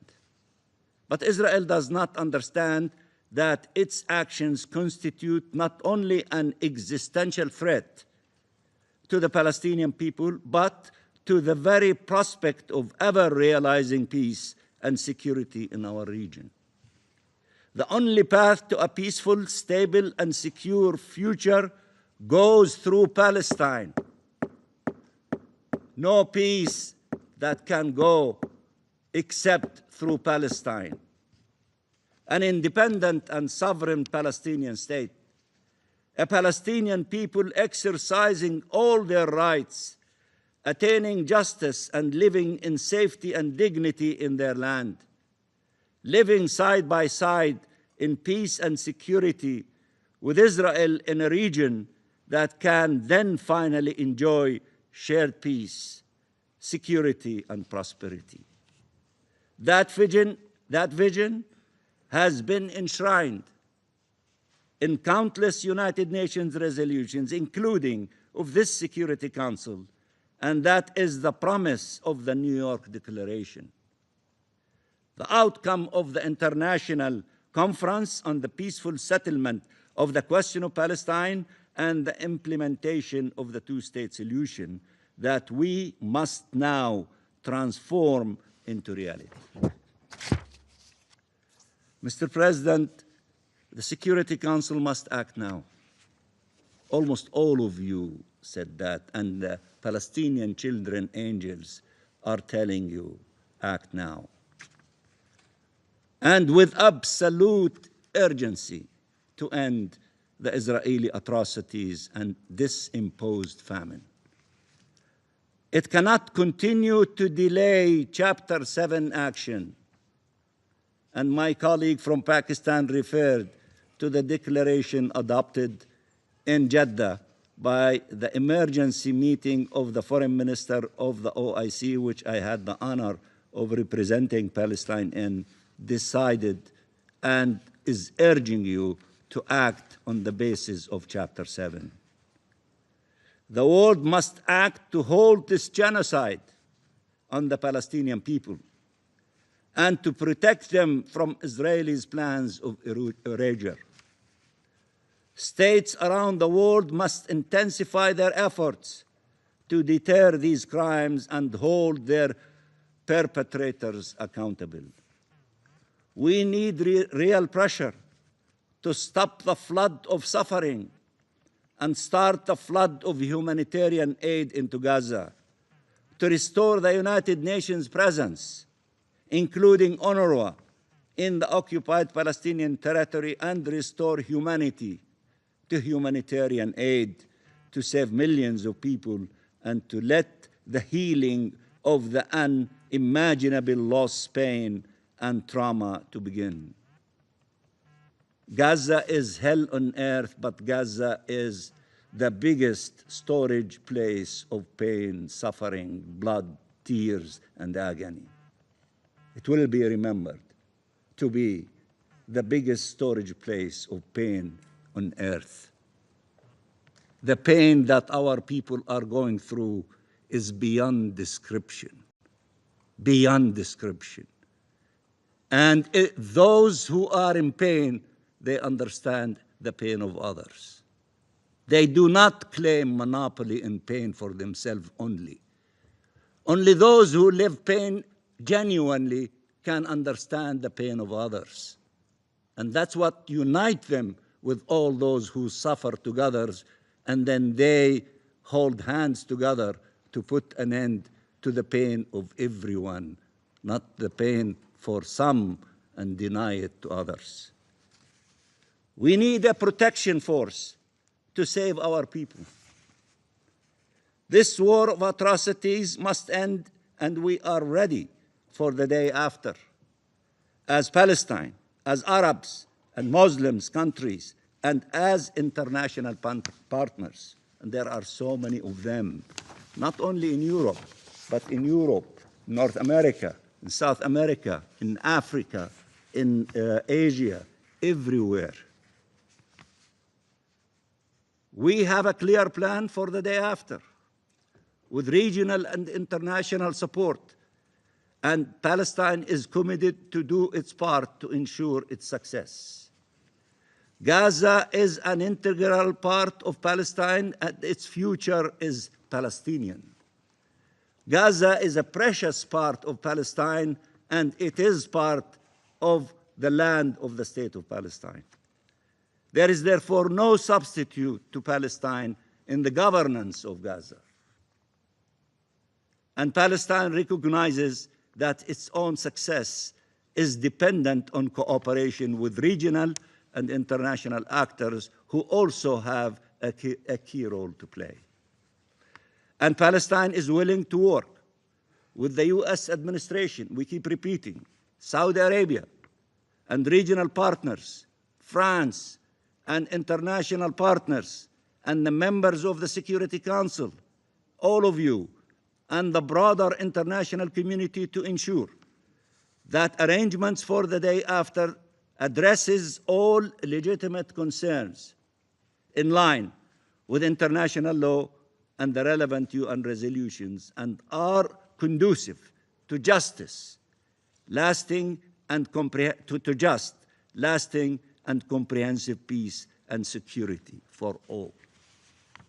We will only be successful if our efforts complement each other, especially as we share a common objective, peace.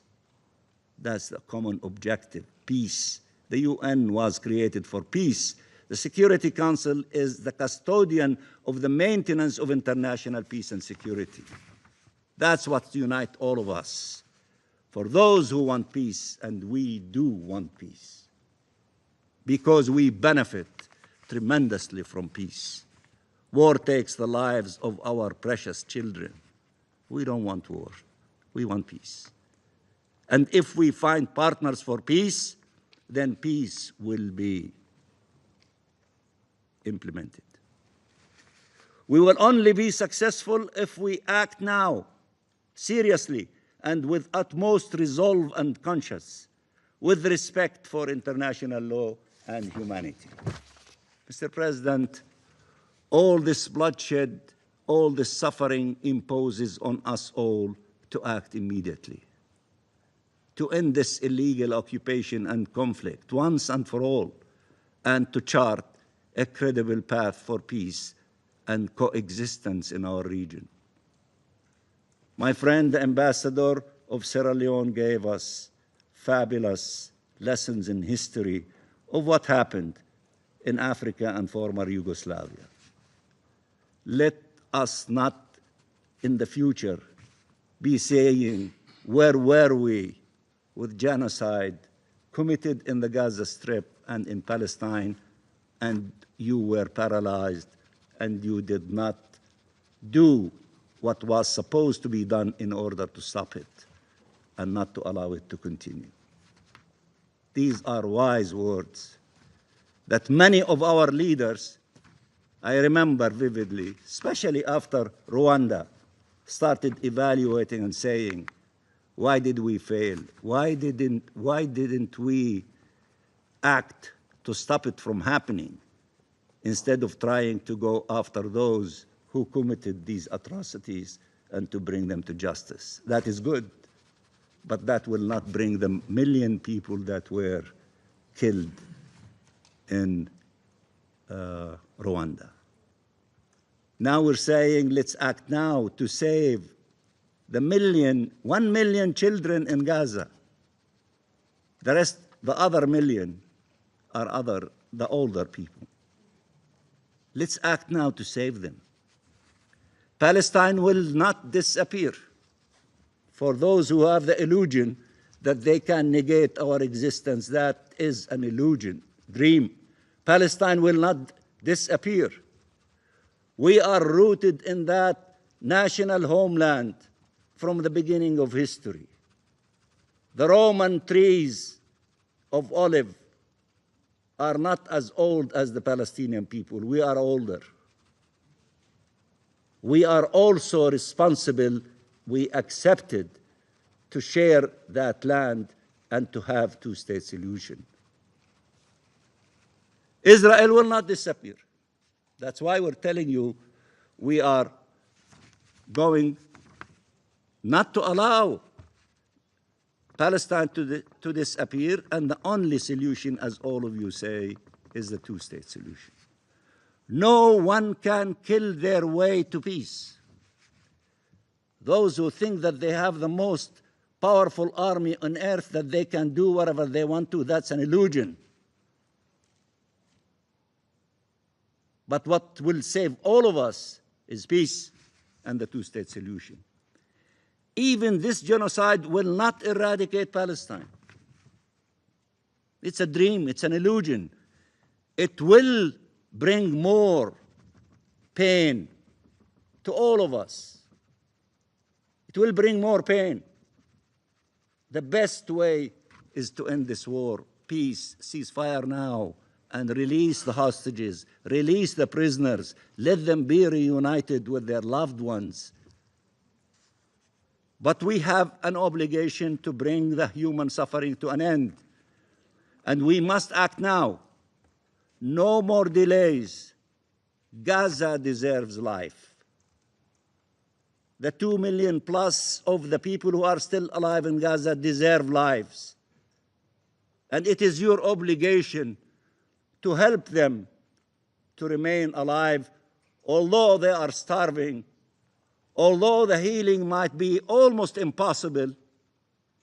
But the only option for the healing to begin, especially for the children, stop the fighting, give them food, give them medicine, allow them to re-heal, allow them, insha'Allah, as we say, God willing, to be able to heal and to dream the big dreams that all children dream, and to fulfill these dreams.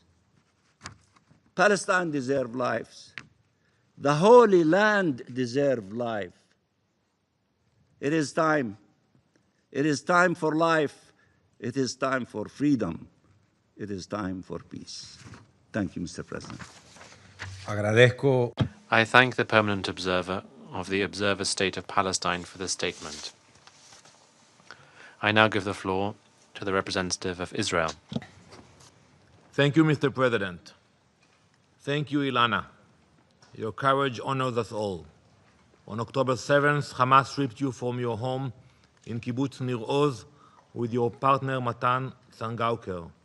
You survived 55 days in unimaginable conditions. You are free, but Matan is not. He has been in captivity for almost 700 days. No freedom, no light, no dignity. You were born in Mexico. You came to Israel more than 15 years ago to build your life as a proud Jew. We know your heart is still with Matan and the others. Your testimony is the voice of those who cannot speak. It is a living reminder of the unbearable suffering that the hostages are still enduring. Their freedom cannot wait. The report on sexual violence in armed conflict confirms what we have always known and what Ilana bravely shared. Hamas used sexual violence as a weapon of war. Survivors deserve action, no doubt.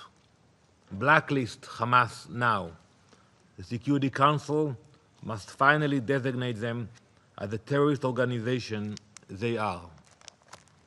So despite all the lies in this room, we will not lose sight of our goal, to bring Matan home, to bring them all home.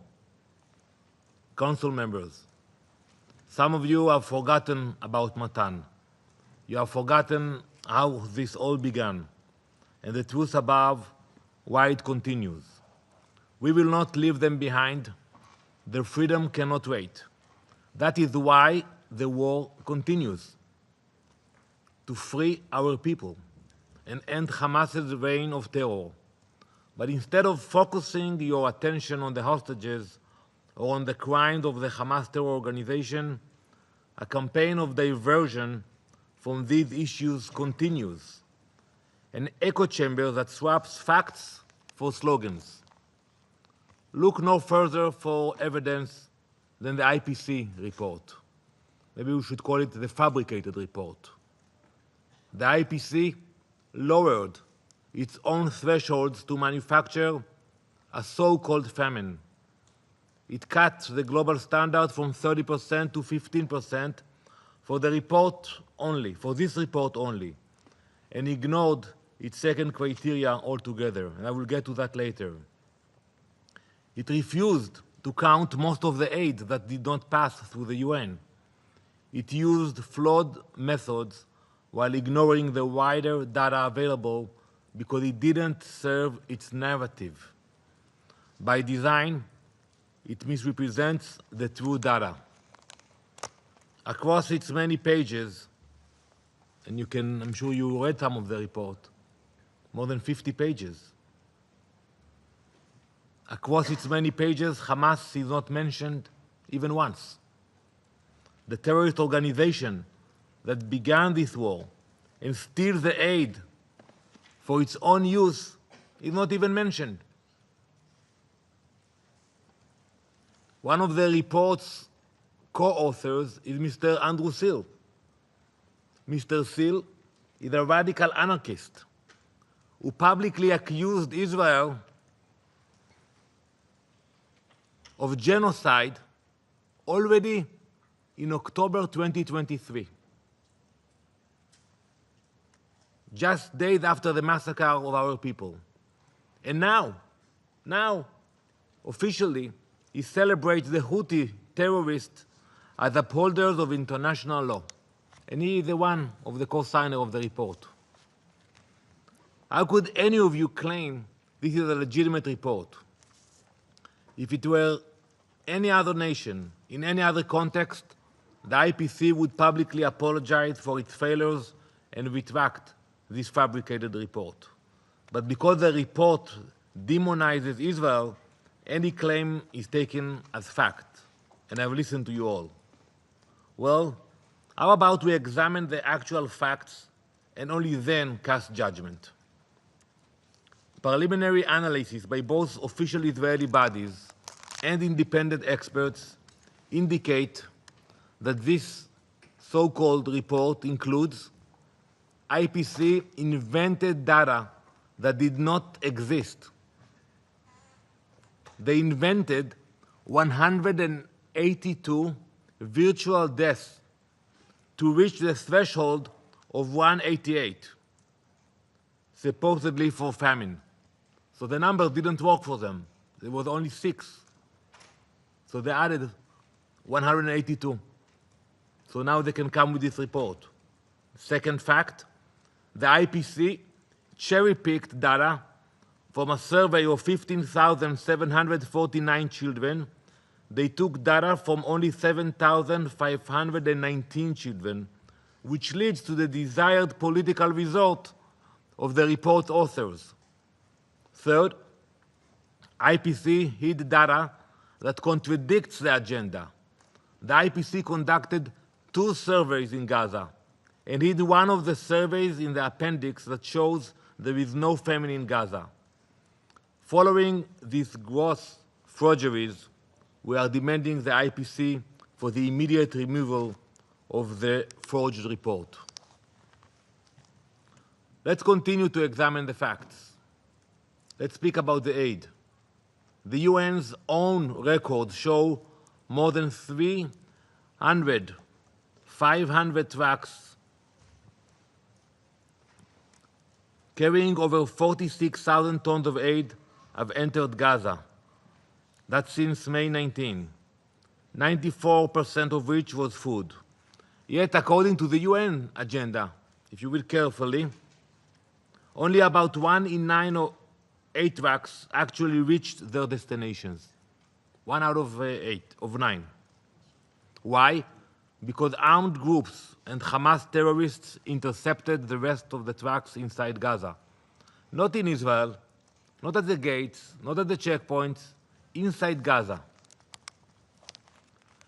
In the same period, more than 7,400 trucks with over 139,000 tons of food and over 2,000 tons of medical supplies entered. But the IPC refused to count them. On the ground, the picture is clear.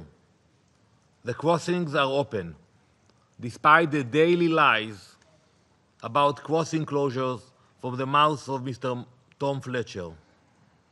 On a typical recent day, 300 to 400 truckloads are collected inside Gaza, while hundreds more sit waiting on the Gaza side for the UN to distribute it.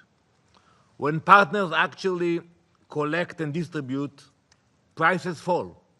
And it's not me saying it or him saying it. You can look at the market price. We have seen the prices of goods fall dramatically, but this fact is also ignored. Prices are the most accurate measurement of shortages. For example, a kilogram of flour has recently fallen by 80% in the markets of Gaza. Non-UN channels are helping to fill the gaps. 90+ community kitchens are serving 600,000 meals a day. 18 hospitals and 12 field hospitals are operating with tens of thousands of tons of medical supplies delivered. Thousands of patients have been evacuated for treatment. We are powering water lines and a desalination plant so hundreds of thousands could easily access drinking water. We continue to work with organizations committed to humanitarian work, not political incitement. Yesterday, World Food Programme Executive Director Cindy McCain entered Gaza and visited both Deir el-Balach and the Gazan side of the Kerem Shalom crossing to see these efforts herself. But the IPC report hides this reality behind intentionally flawed methods. They lower the bar, exclude the aid they dislike, and publish the worst case possible. That is not humanitarian work. That is diversion. This same diversion feeds the next one, statements that reward terror. Colleagues, we all know that not too long ago, There was progress toward a hostage agreement. Mediators were working. There was hope. Then France and the UK made their announcements about their recognition intentions. Many others followed suit. They gave Hamas an out. They told Hamas that if they agree to a ceasefire and release the hostages, they will get nothing from the international community. They encouraged Hamas to disengage and walk away from the negotiations. To those countries, look at your actions and at Hamas's response to them. When France made its announcement, Hamas called it, and I quote, "positive step in the right direction," and urged all states to, and I quote, "follow France," and hailed it as the fruits of October 7. That's how Hamas called your statement, the fruits of October 7. When the Dutch foreign minister resigned a few days ago, Hamas praised his resignation and called it a moral and courageous stance. When Australia changed its policy, a Hamas official thanked the Australian Prime Minister for his, quote, "political courage." These are the people cheering you on: rapists, murderers, kidnappers. You are supposed to stand for Western values, peace, justice, and human rights, but your policy is applauded by terrorist monsters who continue to hold innocent people hostage. I hope that fact might cause these nations to reflect. So I hope the virtue signaling was worth it, worth the pain of the hostages, worth the pain of their families, worth the pain of the civilians in Gaza whom Hamas uses as human shields and political tools. You have set a precedent. Murder civilians and you will be heard. Take hostages and you will be rewarded. Every terrorist group is watching. The lesson is simple: violence works. Now we look to September, where there may be more statements similar to the New York Declaration, which naively states, and I quote, "Hamas must end its rule in Gaza and hand over its weapons to the Palestinian Authority." So I'm asking you, and I will ask the leader that will come here in September, how do you plan on accomplishing this? How exactly do you plan on removing Hamas from the equation? How do you think it will go? You will ask them to disarm? You will ask them to leave Gaza and bring the PA officials? The last time they had any relationship with the PA officials, and Mr. Mansour can agree to that because I don't know if he was there, they threw them from the rooftops in Gaza. They tortured them, the PA officials. That was the last time any PA official was in Gaza. So when you make a statement, how it will work? We know it will not happen from empty UN statements or meaningless summits. We know you leave the real work to us. You may not say it, but you know it too. At least be honest about what your statements really mean. Empowering Hamas and allowing them to continue to exploit the people of Gaza and threaten the people of Israel? That's what it means if they will stay there. And I tell you today, we will never allow that to happen. Mr. President, this Council can keep chasing distractions or return to core principles. The hostages, say their names, demand proof of life, demand they receive aid, medical care, and visits from the Red Cross. Use real pressure on those who hold leverage over Hamas. Make their return the first sentence of every statement in this chamber until they are home. Hamas's rule must end. Any meaningful future for Palestinians and Israelis require it. You cannot build accountable institutions around murderous terrorists. Israel will keep doing the hard work. We will bring our people home. We will dismantle Hamas's war machine. Ilana, to you, to Matan's family, and to all the families, we will not be diverted. We will not be deterred. We will bring them all back home. Thank you, Mr. President. I thank the representative of Israel for the statement.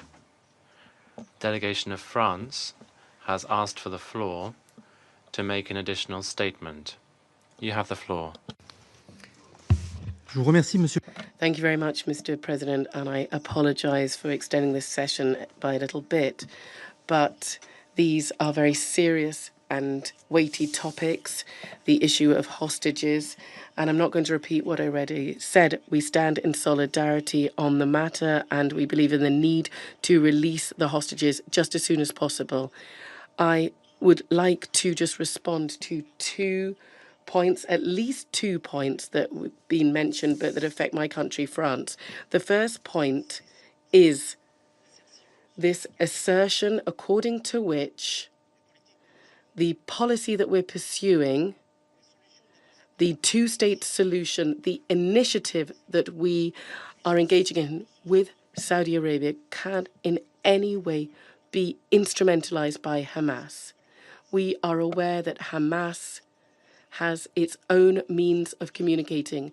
We are in no way whatsoever responsible for the way that this is instrumentalized by Hamas. And I would like to quote a part of the letter by the French president to the Israeli prime minister,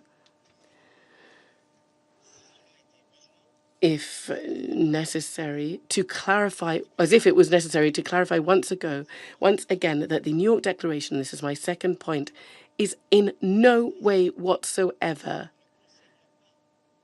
something that concerns the issue of Hamas.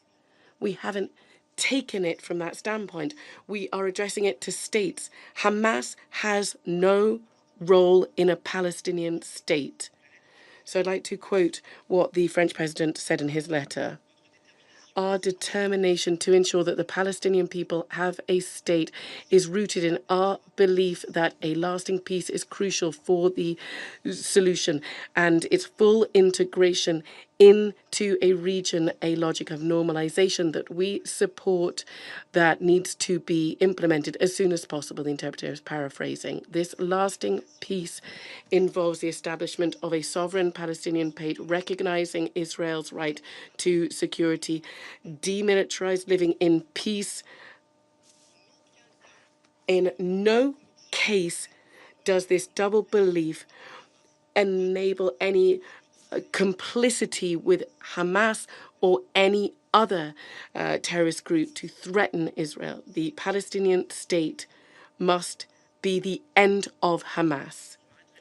I will stop there. Of course, you can read other parts of that letter, but I think it's sufficiently clear. And in the New York Declaration, and I'd like to reiterate this declaration very clearly, not naively, talks about the end of Hamas and its disarmament. Thank you very much.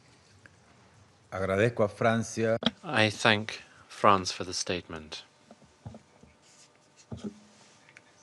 I would just like to express my sincere thanks to the interpreters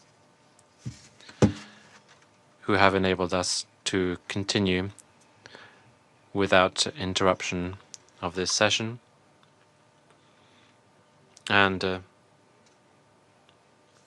whose work is excellent. And I now see that the delegation of Algeria is asking for the floor.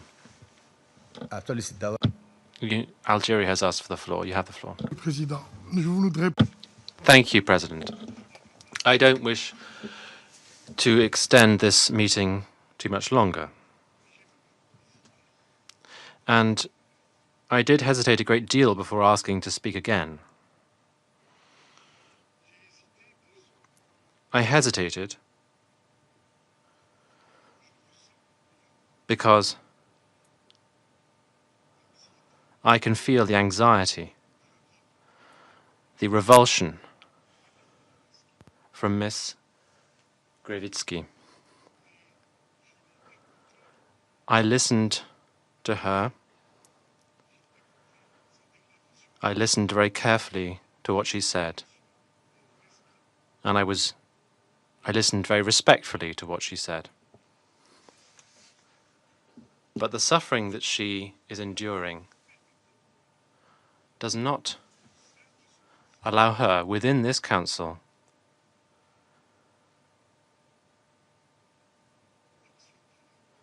to do what she did.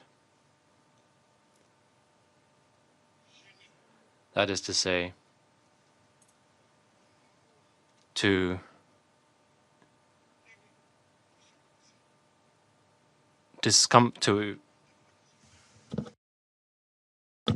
upset the members of this council, in spite of what she has been through, in spite of all of her suffering, in spite of everything.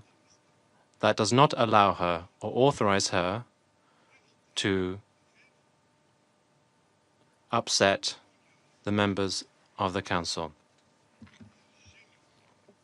to cause discomfort among members of this council when a member of this council is giving a statement.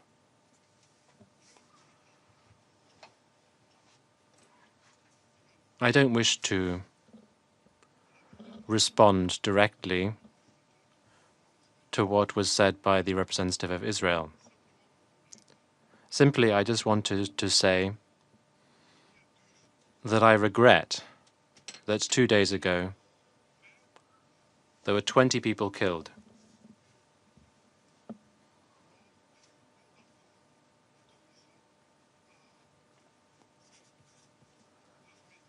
When there was a bombing that was authorized by the Israeli army, including 5 journalists who died. And this includes poor Miriam. There were also humanitarian workers. There were ambulance workers.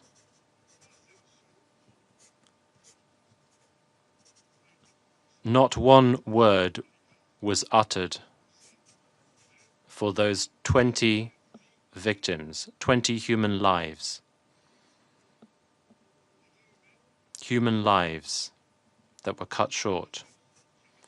They had families, they had children. Not one word of regret was uttered, at least before this council.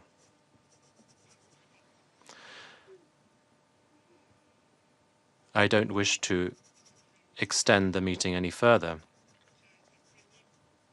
This meeting has been painful for us all, because we all felt, beyond our country's positions, we all felt a deep feeling of inability to act, a feeling of helplessness, unable to fulfill our mandate. And that is a matter of disgust to us all, and it saddens us all. Thank you. The President, I thank the representative of Algeria for the statement. I understand the reasons for what you said, and I apologize for not having intervened to call for decorum when you were delivering your statement earlier. There are no further names inscribed on the list of speakers. I give the floor to the representative of Israel for a second statement. I wasn't planning to respond, but I will be very brief, because the representative from Algeria, not for the first time, is making a show in this council. But I would advise you, before you make a show, check the facts. And I spoke about the facts. The horrible pictures you showed earlier, we looked at those names and numbers, and I don't want to go into details, but I would meet with you and share with you the information about the diseases of those children you showed, and what is the real problem they had. And it has nothing to do with malnutrition. But you came here to attack a survivor, to make a show, to compete with Mr. Mansour. So I will not get into your politics, but I will just tell you, check your facts. I thank the representative of Israel for the statement. The representative of Algeria has asked for the floor once again.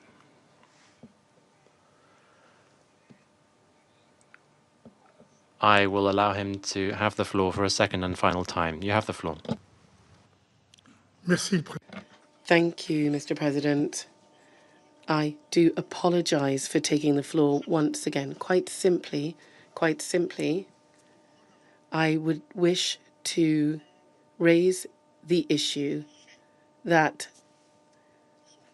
the facts are clearly documented.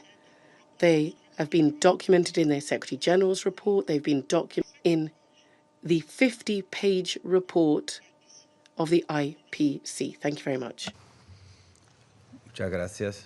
Thank you. I thank the representative of Algeria for that second statement. There are no more names inscribed on the list of speakers. The meeting stands adjourned.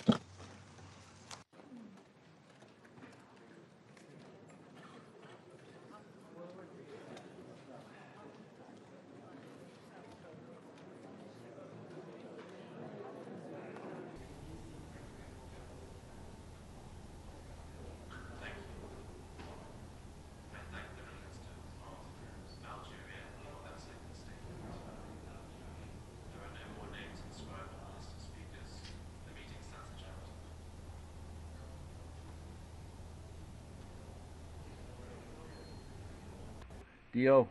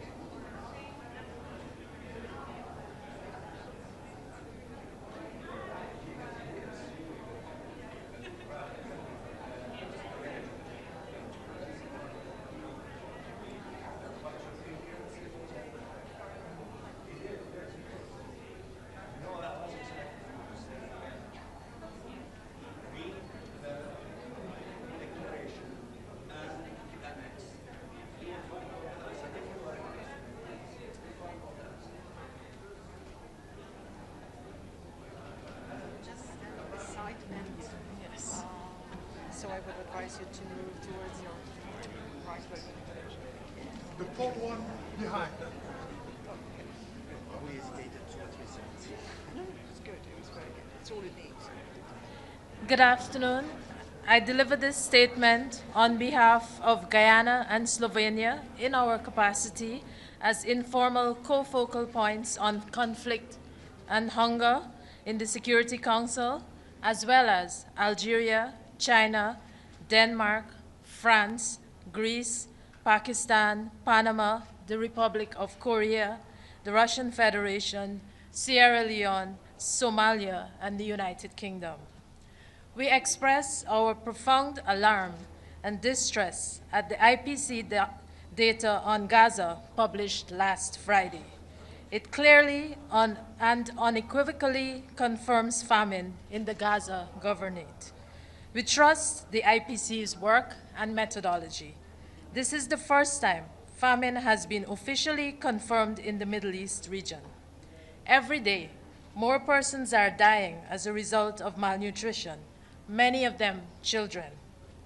We are alarmed by the report that famine is projected to expand to the Deir al-Balah and Khan Yunis by the end of September.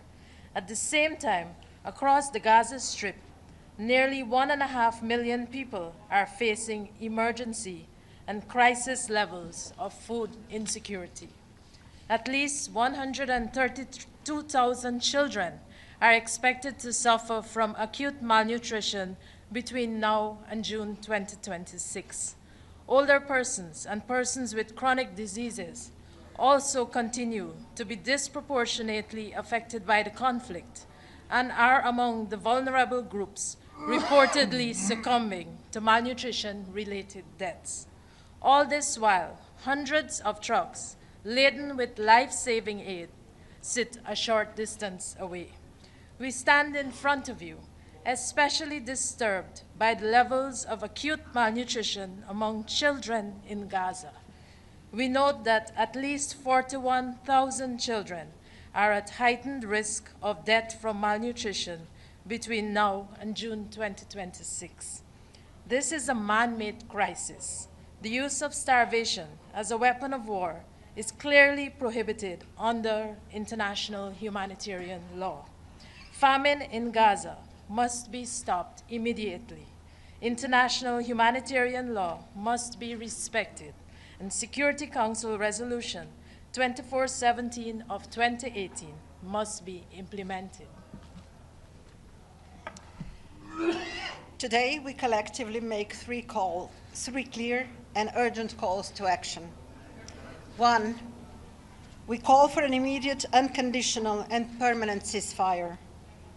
We call for the immediate, dignified, and unconditional release of all hostages held by Hamas and other groups. We call for a substantive surge of humanitarian assistance throughout Gaza. 2, Israel must immediately and unconditionally lift all restrictions on aid delivery. This includes opening all land routes and allowing the UN and humanitarian partners to operate safely and at scale.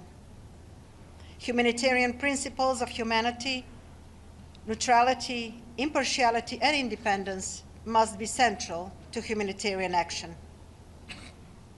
We call on Israel to immediately reverse its decision to further expand its military operation in Gaza with the aim of taking over Gaza City.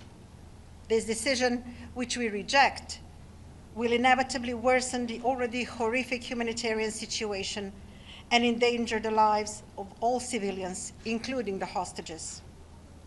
Time is of the essence. The humanitarian emergency must be addressed without delay, and Israel must reverse course.